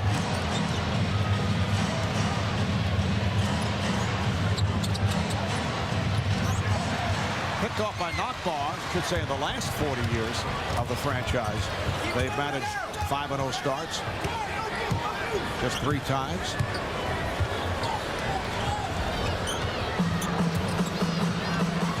Knockbar. And Knockbar's shot has been off once again. And unfortunate right there, too, because with the Nets down 16, they were getting a little bit of momentum. Let's see the scorers take over now. Nice pass. Pierce setting it up for Garnett. And you were talking earlier about the unselfish play between the 3-star Celtic players. And that was a good example of it again, Marv. The fact that Pierce recognized that double teams were coming at him. He wasn't thinking of scoring. He was thinking of passing at that point. Jefferson. And He's been off in the second half. That is deflected out. Last touch by the Nets. Yeah, I think the ball deflected up on the back of the backboard, actually. And that is out of bounds, so Boston will get it back. And Lawrence Frank will send on Jason Kidd in just a moment. A touch foul charged to Darrell Armstrong. Here comes Kidd, replacing Jefferson, who is not happy about heading to the bench. Richard with just 2 of his 22 in the second half. Well, I think what Lawrence Frank is hoping for, Marv, is 2 minutes of good basketball by the Nets to maybe squeeze this lead down a little bit and then get Jefferson back in. Here's Pierce popping it out. House angling for the shot and does not get the roll. Rebounded by Wright. Well, I'm not sure how Garnett didn't come down with that rebound. Those. Armstrong and Kidd in the backcourt now with Nakbar, Williams, and Wright up front. And Williams could not handle it. Here's Rondo with the skip pass, and Allen misses the layup. Beautiful look by Rondo on the break just then. There's a good one also. Nakbar rejected by Garnett. Here's Sean Williams banking it home. Oh, where'd that one come from? I don't even think he kind of had a real good sense of where the backboard was on that, but a terrific bank. Here's Pierce. Oh, he tried to put it up for Garnett, and Garnett was pushed. Garnett was shaken up on that play. Take a look at Kidd. He's going to go right there across the middle. Beautiful look. And then Williams, watch him follow up here and just kind of shoots and turns before he really seems to get a good look at the basket. Foul committed by Wright. Not allowing Garnett to take that lead pass. And now Garnett is being guarded by the rookie Sean Williams. As they battle and a foul. It is on Williams. Lawrence Frank shuffling things, and he put Jefferson back on the floor. So a brief rest for Richard. Sean Williams with his work cut out for him. Oh, he may have gotten a call, though, with Garnett. And that waves the basket off. Pierce hitting from downtown is disallowed. That's 3 on Garnett. You get the sense that Williams, Sean that is not going to back down much, Marv. He's young, but he's going to go after him. Uh-oh. Here's the lead, and Sean Williams was able to put the lob down. The Nets are trying to hustle their way back in. They've certainly raised the intensity at the defensive end. Armstrong poked it away. It's going to be close to an 8-second call, is it? And it is an 8-second violation. They do not get it across. Oh, no, wait a moment. Perhaps a timeout was called. Yes, Doc Rivers gets the call. Joe DeRosa indicating timeout taken by Boston. So they preserved the possession. They did. It was close, though. An 11-2 run by the Nets, cutting into that Celtic lead.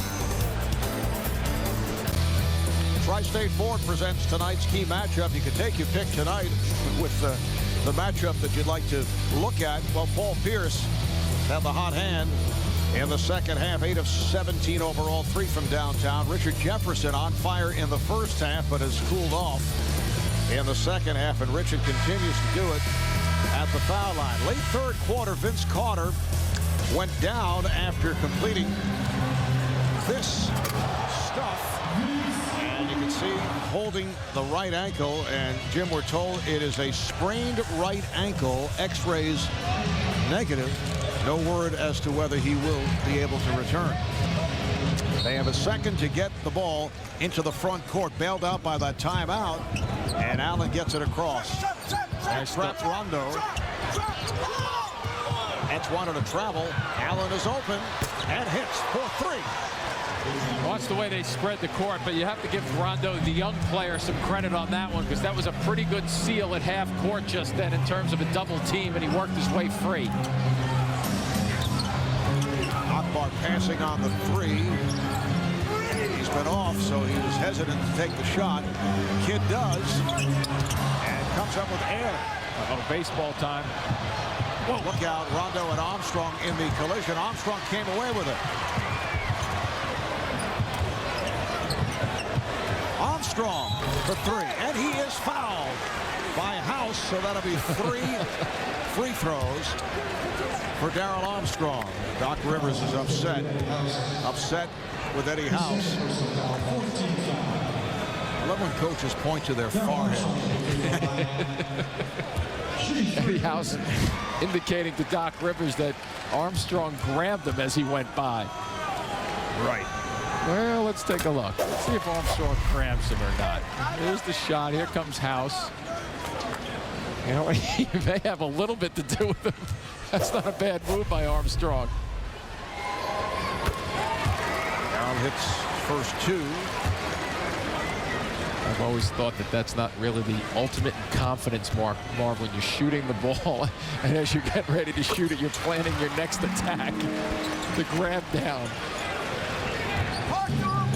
Nets now down by 14. They trailed by as many as 23. The 11-2 run got them back into it. Just under 6.5 left in the 4th. There's Rondo. His pass off the mark, but it's saved by House. Shot clock to 4. Allen for 3. Whoa. And that was mistimed by a couple of Nets. It sure was. And fortunately for the Nets, Sean Williams came up with it. There's an air ball on the rebound. Jefferson. And rebounded by House. Jefferson in the second half 0 for 5. House comes up short. The save. Good play. Last touch by Garnett. Good play by Sean Williams, who's done a terrific job since coming on in the 4th quarter. The Net fans who really haven't seen him play much, activity is probably the word. You know, he's so active offensively and defensively. At the offensive end, will need to work on his skills, but defensively, he can run around, block shots, very aggressive. Jefferson trying to shoot his way back. It's a 12-point Celtic lead. And here's Rondo. It's rejected by Knockbar. Good pull out by Armstrong.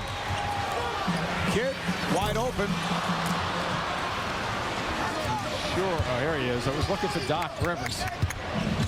Whoa! And a timeout as Armstrong was tripped up inadvertently, I believe, by Rondo. Timeout Celtics, and Armstrong is upset. Yeah, once again, officials saying that the coach called the timeout.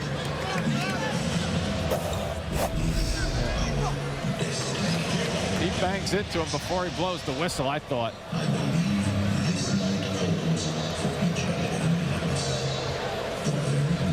Lawrence Frank right next to him. You can't see him. Reacted the same exact way, so both of them were in sync with their reaction.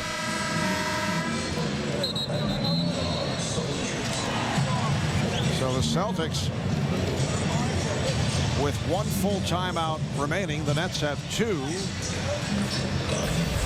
It's a 12-point Boston lead. Stay tuned. Right after the Nets and Celtics, it's the GMC postgame with Nancy Newman. Recap of all the key moments, highlights from around the NBA, and Michelle Vito will have interviews from inside the locker room. The GMC postgame right here on Yes. 5 minutes, 9 seconds left in the 4th. Boston is led by as many as 23. They now lead by 12. Good play by Armstrong. Lawrence Frank staying with this lineup. He has Armstrong and Kidd. And up front, Jefferson with Knockbar and the rookie Sean Williams. I will say this, Marv, this Net team right now has a little bit of confidence and belief that they can chip away even further. Garnett facing the double. Pierce for three. How many open shots have we seen here tonight for Paul Pierce? Well, that's going to be part of their offense in terms of putting the ball on the floor there with Garnett on one side and Pierce will stay, forcing his man to help out. It's all part of the design. Kidd. Good hustle rebound by Kidd, who fires it out.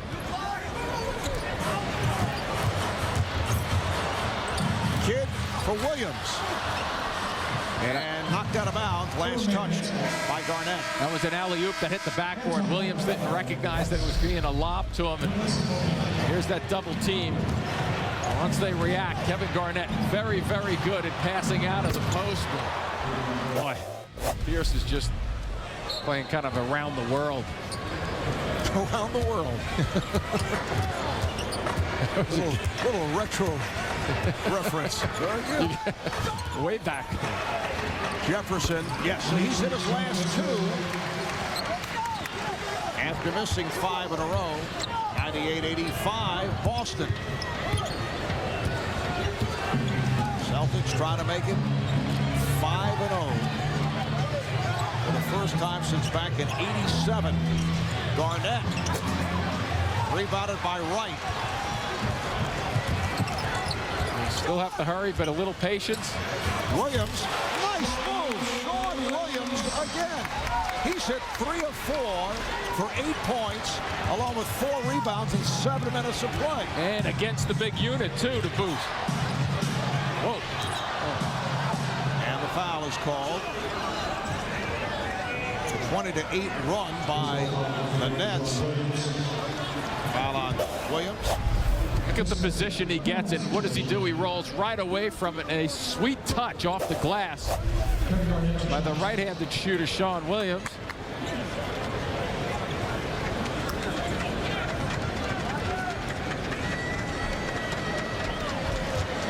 So Garnett to the line.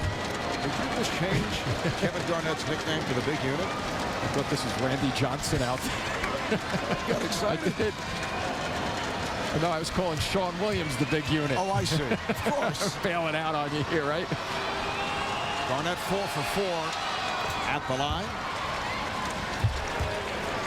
15 points, 13 rebounds for Garnett. Leads the NBA, averaging 16 rebounds per game.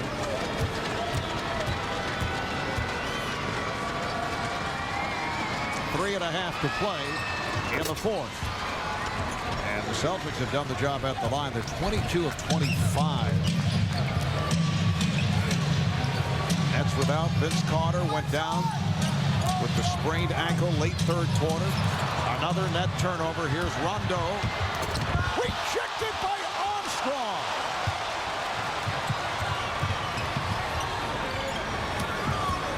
Rondo got back quickly. Nets were not allowed to break. Here's Jefferson off the double. He lost it. And it'll be Celtic ball. Yeah, it's going to be Williams coming in trying to get the ball back, but he ended up fouling. So the foul on Williams is second. Timeout is taken. And take a look at Armstrong going after. That's a great hustle play to come back and save a bucket. Quarter. Nets making a run here in the fourth after a brutal third quarter. But they come back. They cut into that Celtic lead. Boston led by as many as 23. It's now a 13-point advantage. As the Nets look ahead, face the Hornets here on Monday in a stretch, playing 8 of the first 10 at home, to be followed by that 4-game West Coast trip.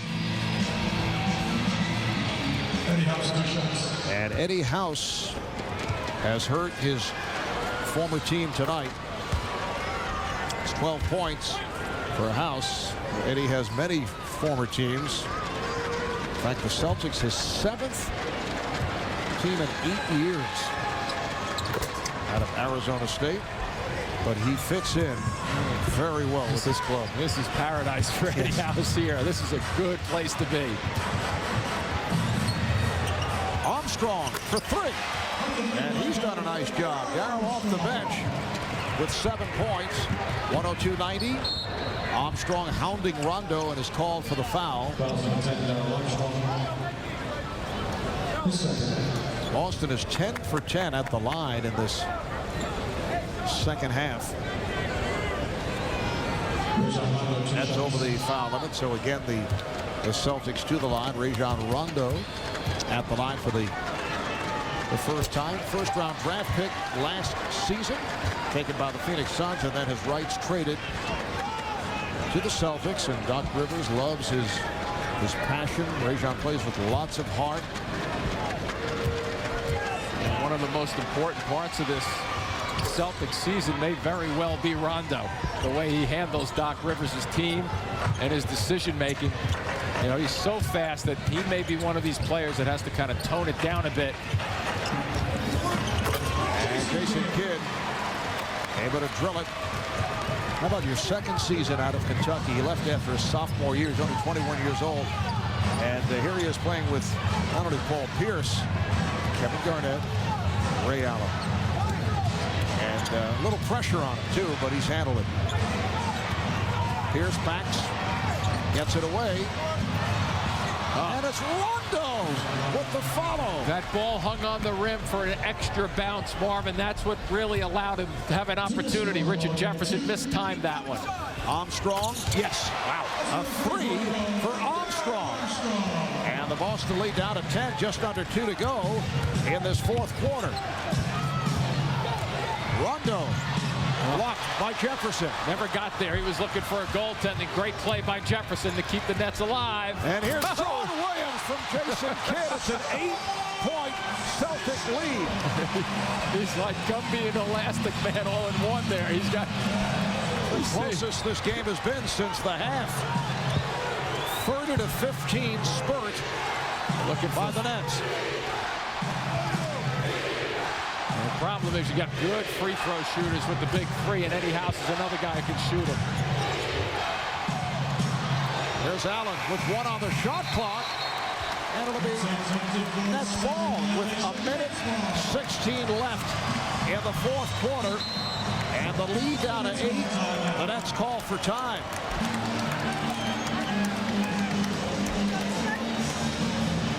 Doc Rivers in a chat with his point guard. And take a look at Sean Williams, Jason Kidd putting it right on the money. Watch how he finishes it. Almost falling down a bit. Of all the highlights of the Nets and the Celtics, and a look around the NBA, the GMC postgame, right here on Yes. Boston with a full, Nets with a 20, with 1:17 to go in this fourth quarter. Nets looking for a quick shot here. Jefferson. Kidd out on a switch by Garnett, challenges it. Williams could not get to it. With 1 minute left.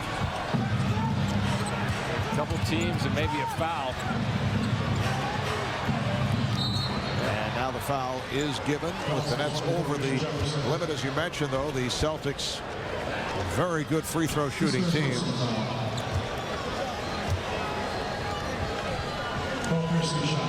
So Pierce at the line. He has 26 points, 4 of 6 at the line. Celtics 11 for 12 at the foul line in the second half.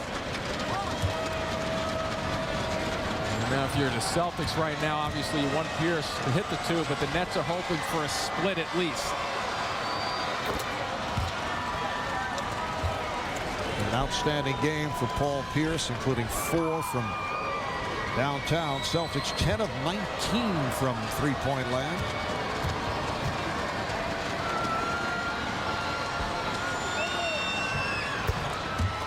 Pierce connects on both. Pressure here by the Celtics. Handled by Armstrong. And a foul is called. Foul is on House, so the Celtics are over the limit. House not paying attention to where Jason Kidd was. He just ran right over him.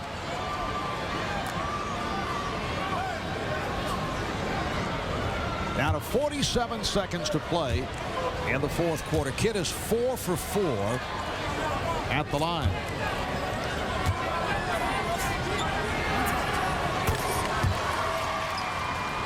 So the Nets now trail 107-98. 32 points in the fourth for the Nets. That's their highest scoring quarter of the season, but they let this one get away in the third quarter with the Celtics jumping in front by as many as 23 points. And Kidd gets the foul. That'll put Garnett at the line. Nets are doing everything they can possibly do at this point. Down the 8 points with less than a minute left. They just have to go for initial steal and then the foul. Quick huddle here by Lawrence Frank and Jack Neese indicating you can't do that. They have one timeout remaining, so Lawrence huddling up at center court. Lawrence wants to hang on to that timeout too, just in case. Kevin Garnett is saying, what's going on here? I was set to shoot the free throw, and he's correct. A little bit of a freeze, but he needs one of his guys, Rondo, to get on the line with Ray Allen. He's 6 of 6 at the foul line.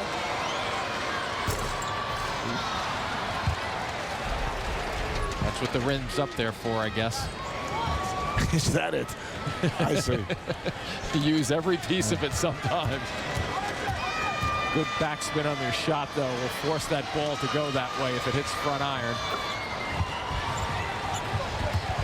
109-99. Jefferson made the turn, and he draws the foul.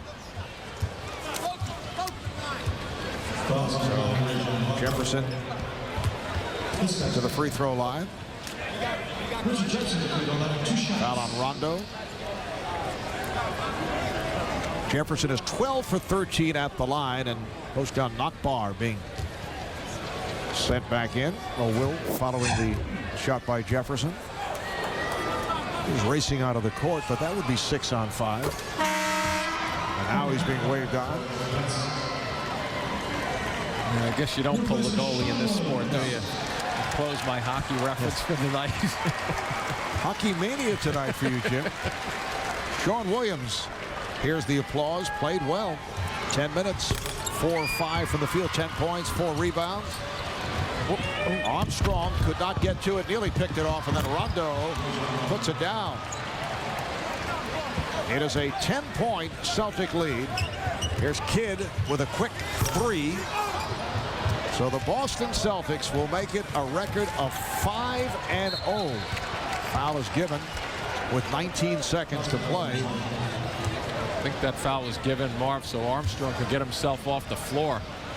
He seems to have something wrong with his hip or thereabouts.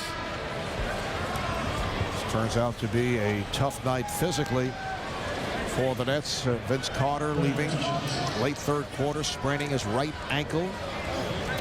And as you see, Darrell Armstrong in pain. Ray Allen 9 for 9 at the line. This is how it happened right here. Darrell flying into the stands.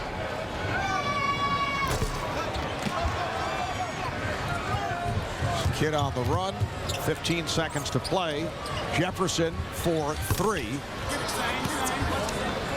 And that will do it. The Celtics 112, the Nets 101. In this first meeting of the season, they'll play again in Boston next Wednesday night. The Nets drop to 4-2 as the Celtics poured it on in the third quarter to come away with the win. Nets with the spurt down the stretch. An 11-2 run got them back into it. But in the third quarter, the Celtics outscored the Nets 28-14. And as a result, led by as many as 23. Let's go to Michelle with Ray Allen of the Celtics. Thanks, Marv. Ray, everyone's got to know, how is it that you guys were able to gel so quickly this early in the season? I don't think we've gelled so quickly just up to this point yet. We're having a good time playing basketball, and we're still learning a lot of things about ourselves. So we're just respecting the game, and we're making the right plays out there on the floor. With everything back-to-back second night, Coach going through what he had to go through today, did that play at all in your minds coming into the game? Not really. I think excuse me, we have some pretty experienced guys out there on the floor. And, we know how every night when we get in this building how we have to prepare. So, you know, it's a game out here to be played. Everybody has to go through back-to-back to the NBA and adversity, and we just respond to it. As much as the new look Celtics look completely different to everybody, is it more important when you guys come into the next building? Do you treat it as a different game at all? I would like to think that I don't myself. I don't know. I don't have the history that these two teams have had in the past. I just know every game, there's no picture about the wins and losses in this league. So you got to come out here and you got to play your best basketball every night. All right, Ray, good job. Thank you. Marv, back to you. All right, thank you, Michelle. Ray Allen, 27 points, 7 of 17 from the field. Also had 10 rebounds, as Michelle made reference to Doc Rivers, who attended the funeral of his dad earlier in the day in Chicago, then took a charter back to the New York, New Jersey area and was able to make the game by about a half hour. So Doc Rivers Celtics defeat the Nets 112 to 101. We'll be back in a moment.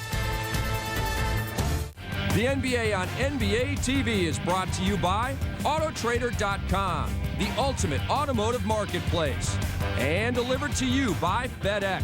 For all your shipping needs, relax. It's FedEx. Coming up on NBA TV Daily, Atlantic foes face off as Boston's Big Three was in New Jersey to take on the Nets' Big Trio. The Bulls got their first win of the season Thursday, so they hope to make it 2 in a row as they hosted Chris Bosh and the Raptors. Grant Hill returned to Orlando for the first time as the Phoenix Suns took on D12 and the Magic.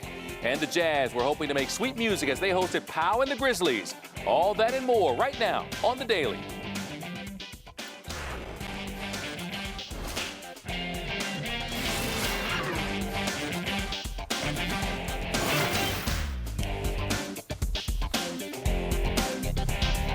Hi again, welcome to another edition of The Daily. I'm Ron Burke to recap a 7-game Saturday schedule, and we begin the show in the Atlantic Division. That is where, in the early part of the NBA season, the Boston Celtics and New Jersey Nets appear to be the favorites. Now, the Celtics were off to a 4-0 start, thanks in large part to the stellar play of Kevin Garnett, KG exceeding 20 points and 10 boards in each game so far. Meanwhile, New Jersey off to an impressive 4-1 start. This was a battle of the big threes at the Izod Center. Doc Rivers coaching with a heavy heart after he attended his father's funeral earlier in the day. The Celtics offered their best start in 20 years. The Nets, though, fired up early as they defend the home floor. Jason Kidd to Richard Jefferson. Nice tap to himself and the score. The Celtics, though, making their move as well. Ray Allen dribbling over the screen, pulls up for 3. That's his sweet spot. It's tied in the first. Allen, 12 first-quarter points. Here's Vince Carter with the drive. He'll draw the D, kick to Richard Jefferson, inside for the big throwdown. Jefferson, 13 in the quarter. Nets +1 after 1. In the second, the Celtics begin to assert themselves. Paul Pierce into the lane, creates contact, hits the shot and the foul. That puts Boston up 1. Pierce had 10 in the second quarter. Then Davis gets the board. Out to Eddie House. There are 3 rooms in that house. From the corner, he knocks it down. Celtics by 7. Nets hanging close. Vince Carter driving, spinning inside. Nice spin move, cashing off the window. And the foul. New Jersey within 5 with time running down in the half. Off the inbounds. Garnett turning. Baseline. Nothing but. He rattles it in. Garnett 12 in the half. His Boston Celtics up 7 at the break. Celtics making their move further in the third. Pierce working the baseline. And the foul. The Nets held nearly 9 minutes without a field goal. It was a big turning point as Pierce and the Celtics poured on. Paul Pierce for 3, capping an 18-3 run, good for a 20-point lead. And the Nets having a hard way to go when this happens. Vince Carter drives, throwing down the jam, but he turns his ankle upon landing. And Vince Carter, as you watch it again, watch the right ankle as it turns right there. He lands on Pierce's foot. Carter is helped off the floor. He had x-rays. They were negative. And in the end, it was the Celtics defeating the Nets 112 to 101 just hours after he attended his father's funeral in Illinois. Doc Rivers saw his new look team remain the NBA's only undefeated team. Boston's new three, a big three of Paul Pierce, Kevin Garnett, Ray Allen with an impressive performance again. Pierce, who was scoreless in the first quarter, finished with 28. Allen had 27, Garnett 18 points and 14 pulls. Richard Jefferson had 28 for the Nets. Here's the post-game reaction beginning with the Celtics' Ray Allen. I don't think we've gelled so quickly just up to this point yet. We're having a good time playing basketball, and we're still learning a lot of things about ourselves. So we're just respecting the game, and we're making the right plays out there on the floor. You know, they're a good team. You know, we lost by more to Toronto. You know, today we just didn't have it. We had a short stretch where we couldn't score. We were able to get back into it. You know, we're still finding our team right now. You know, Nenad Krstić is struggling a little bit, just because he's coming back from injuries. You know, we're still getting to our groove right now, and it was a tough loss. After the dunk, I was just coming down, getting ready to run back down the court, and everything was cooperating except my right ankle. So. You know, it's one of those unfortunate things. You know, they say we'll see how I feel tomorrow, and we'll just go from there. I don't want to put a timetable on it. I want to make sure this is 100%, and you know, go from there. So Vince Carter will be one to watch in the coming days for reasons other than his play on the floor with that ankle injury. As we look further into the box score, you can see the Celtics have been beating their opponents by an average of 18 points per game. The Nets are within 11 points of victory in this one. So the Celtics are actually getting the victory, but not as authoritatively as they have in the past. From three-point range, Boston deadly, shooting better than 50%. And bench points favoring the Nets in a big way here, 37-20 off the bench. But in the end, the Celtics, thanks in large part to that big three, get another victory. I'm joined now by Frank Isola of the New York Daily News. And Frank, for so long we've seen the Nets being carried by their big three. They get that up-close encounter with the new big three in Boston. How do you see the Celtics, Pierce, Garnett, Allen, coming together already this season? Well, you know what? They're really living up to the hype. And when you think about all the attention that they've been getting, they've won their first 5 games, and all 3 guys are playing at an incredible level. And to me, Kevin Garnett has been the MVP of the first 2 weeks of the season, but you see Ray Allen, you see Paul Pierce still able to get their shots, and I think all 3 of these guys are coming together at the right time. They all know that their time in the league is running short. They all want to win, and that seems to be the thing that's unifying this group. On the flip side, if you are the New Jersey Nets and, they got an opportunity to play the Celtics and try to defend that home floor, your big three is obviously going to carry you, but how far will these guys now be able to carry this Nets team in the midst of what the Celtics you project will do this season? Oh, I think this Nets team is a lot better. And remember, Jefferson and Kidd have been to 2 finals before. But right now, it is just a big 2 because Vince Carter in this game had a dunk and then he sprained his right ankle. So we don't know right now how long he'll be out. But even if he has to miss a week, Jefferson has been the Nets' best player, and he can give them that offense. So one game down between these 2 teams should be fun to watch as they go head-to-head during the course of this season.